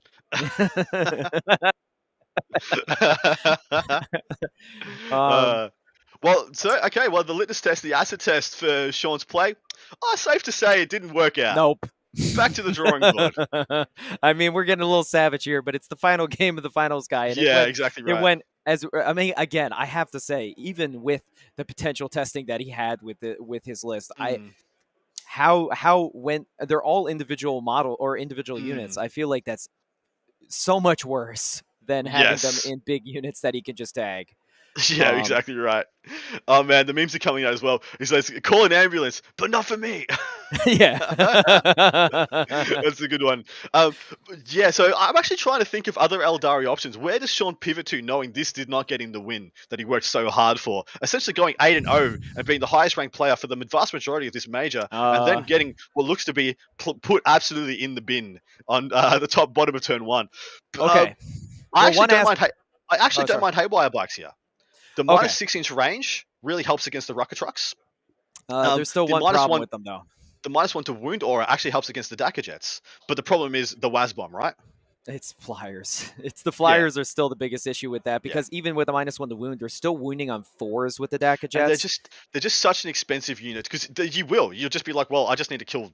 If you just had a unit of those bikes in this army, you're just like, well, I just need to kill the bikes turn 1, don't I? And of course he has the power to do it. And of course, the WAS bomb is still, even with -1 to wound, wounding on 3s against the bikes because they're T4s. So I exactly right. You need to put so many resources into them. That's with the -6-inch range aura, the -1 to wound aura, and then probably needing that to lightning fast them and +1 invul them in order to make them worth the points. Yeah. I just don't see an avenue for Eldari that gives them like a winning list. Not currently. The one thing I haven't seen fully acid tested is do the 9 Chronos actually have play against this? Just because they might actually be able to live a turn 1 against freebooters. But Will they then be able to retaliate enough? I don't know. Maybe they'll survive. But Cabin, Cabin Andrew comes with a good point. There is a myth going on around here about John Lennon's mythical high socks that he wears to every event he wins. What's more powerful, Impact Mat or high socks? Well, we'll have to wait and find out, guys. What if you were I'd love to see combo all three? yeah. High socks with Impact Mat. You're just unstoppable. Like at that point, you can just play off meta stuff. You just play like Custodes and just go no. Imagine if you had those high socks with the impact mat and like the most comfy like moccasins you could find. My word. Oh man. Too much power. Too much power in one place. But I wonder. So I'd love to get the stats on. I mean, I don't know how we find out, but I'd love to get the stats on how many actual turns of the game Logan has played throughout this event. So I remember playing. I played double. So I went to a teams event, the Australian Team Championships, in fact, and I played. You can just well done. That right there. That's the winning combination. Everybody, get on Amazon, order them in, get them from go to your local discount rubber store, get some mat done. Invest in your hobby future. Unfortunately, Adam, you and I were wrong. There's only going to be one Venom likely at the end of this turn because the central Venom is dead and the other's about to be charged. Good lord.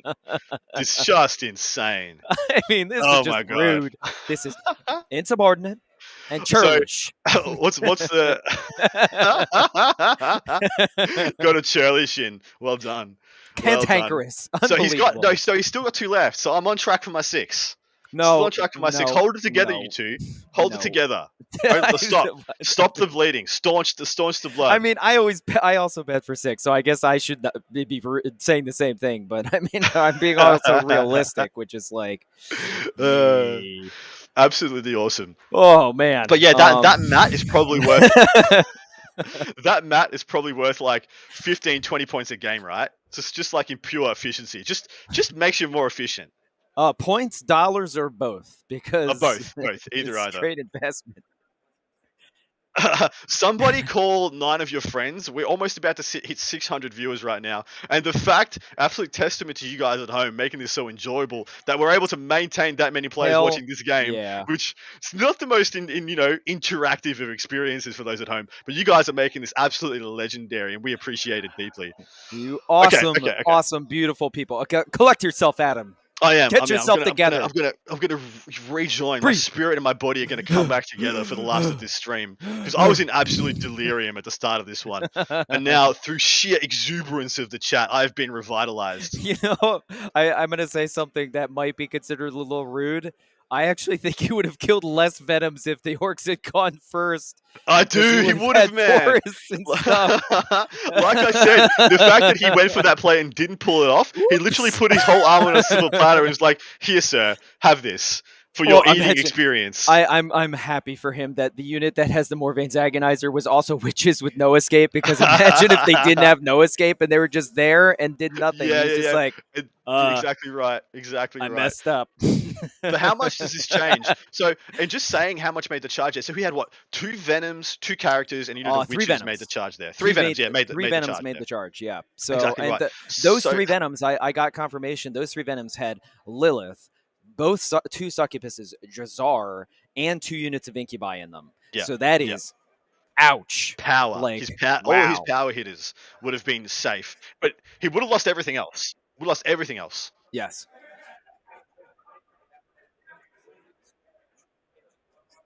My god. And even worse, we didn't point out. So if as we can see on screen right now, if the units in all of the Venoms had survived, remember, this is a breachable piece of terrain, which means all of them would have gone straight in all of the buggies. And they all pick up, all those characters pick up a buggy each. Incubi pick up a buggy each. He could have killed 5, 6 buggies and tapped the rest with the Venoms. Jazar takes 2 buggies by himself. If he can get 2, absolutely he does. Yeah, he's a boss. I mean, he fights twice with 6 attacks, and he's doing 3 down to 2 damage. Yeah, he picks up 2 buggies by himself. So, like, wow. The infinite DM, that mat needs a nerf. It may be a nerf. You don't know. Overpowered. Nerf or nothing, baby. Yeah, exactly right. Oh my lord! So these guys have gone 9 rounds. This is round 9 for both of these gentlemen. 3 games a day, no rest, no respite, just all the way through. Playing from mission 1 in the book all the way to mission 9. Now, Yep. is that handshake? That's it. It's been called, guys. Who said that Naden will concede turn 1? Handshake. Who actually said Naden will concede Handshake. turn You 1? did it. Who said it? First time.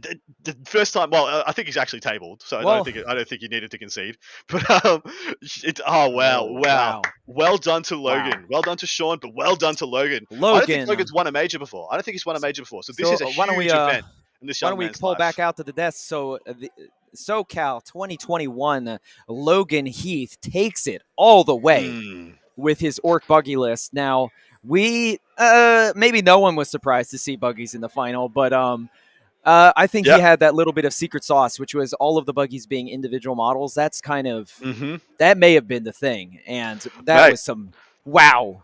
You know the worst thing. You know the worst thing about this. I owe somebody $50. We just hit 600 viewers. Thank you so much for joining us. Slide into my DMs. You'll get whichever one comes first. But guys, that is going to be the end of SoCal. Deary me, oh my! What an event we saw. Highs and lows, demons almost going the distance, making the top 8. Dark Same as Angels, 30 Terminators. Yeah, along with 3 Drukhari, 2 Orks, 2 AdMech, making the top 8. Absolutely crazy. Well, that's way more than 8 armies. No, whatever. Only 1 Orks. Only 1 Orks. The ones who took it all the way. Both AdMech getting knocked out in the round of 8 in the first quarterfinals, which was an upset. Crazy. I cannot believe Junior managed to pull that out. That was insane. It was insane. Go back and watch the coverage of that game, by the way, because Junior Fleahy pulled off an absolute maestro of a game and managed that to was win, one of the best games I've going ever seen. second against AdMech Flyers, won by 5 points. God level brain moves by him on that game. And then we saw 3 Drukhari and 1 Ork go into the semifinals, and that Ork made it, and then the Ork dumpstered in the final game. What a one-turn game! Wow. Well, man, that beating might be so bad that Naden plays something else for LVO. You know. Yeah, I mean, unless we manage to see a nerf on the Buggies around the chapter approved time towards December, it may be possible that there's still a lot of Boogeyman freebooters in the LVO 2022. Exactly right. Oh, absolutely terrifying. Well done. 97-0. Wow.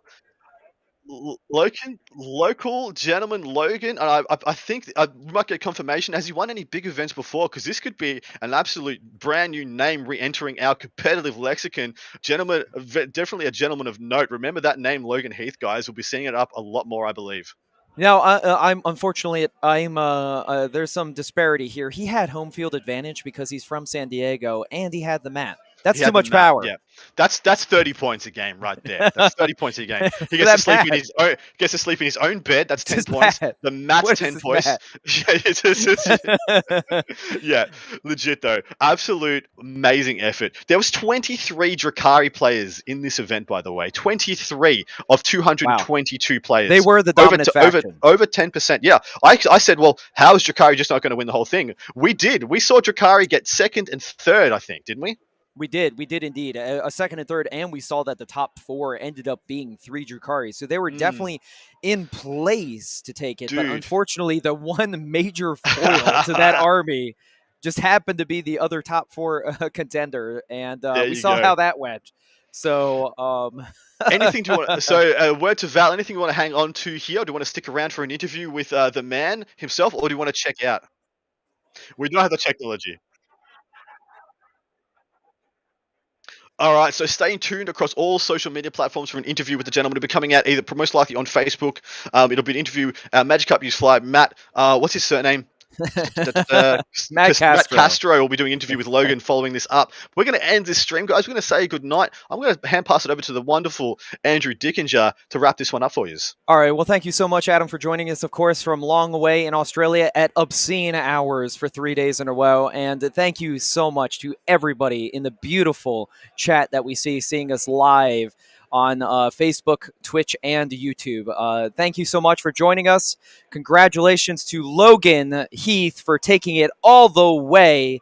And that concludes the rest of SoCal Open 2021. We hope to see you soon on the next stream. Peace out, guys. Love you all.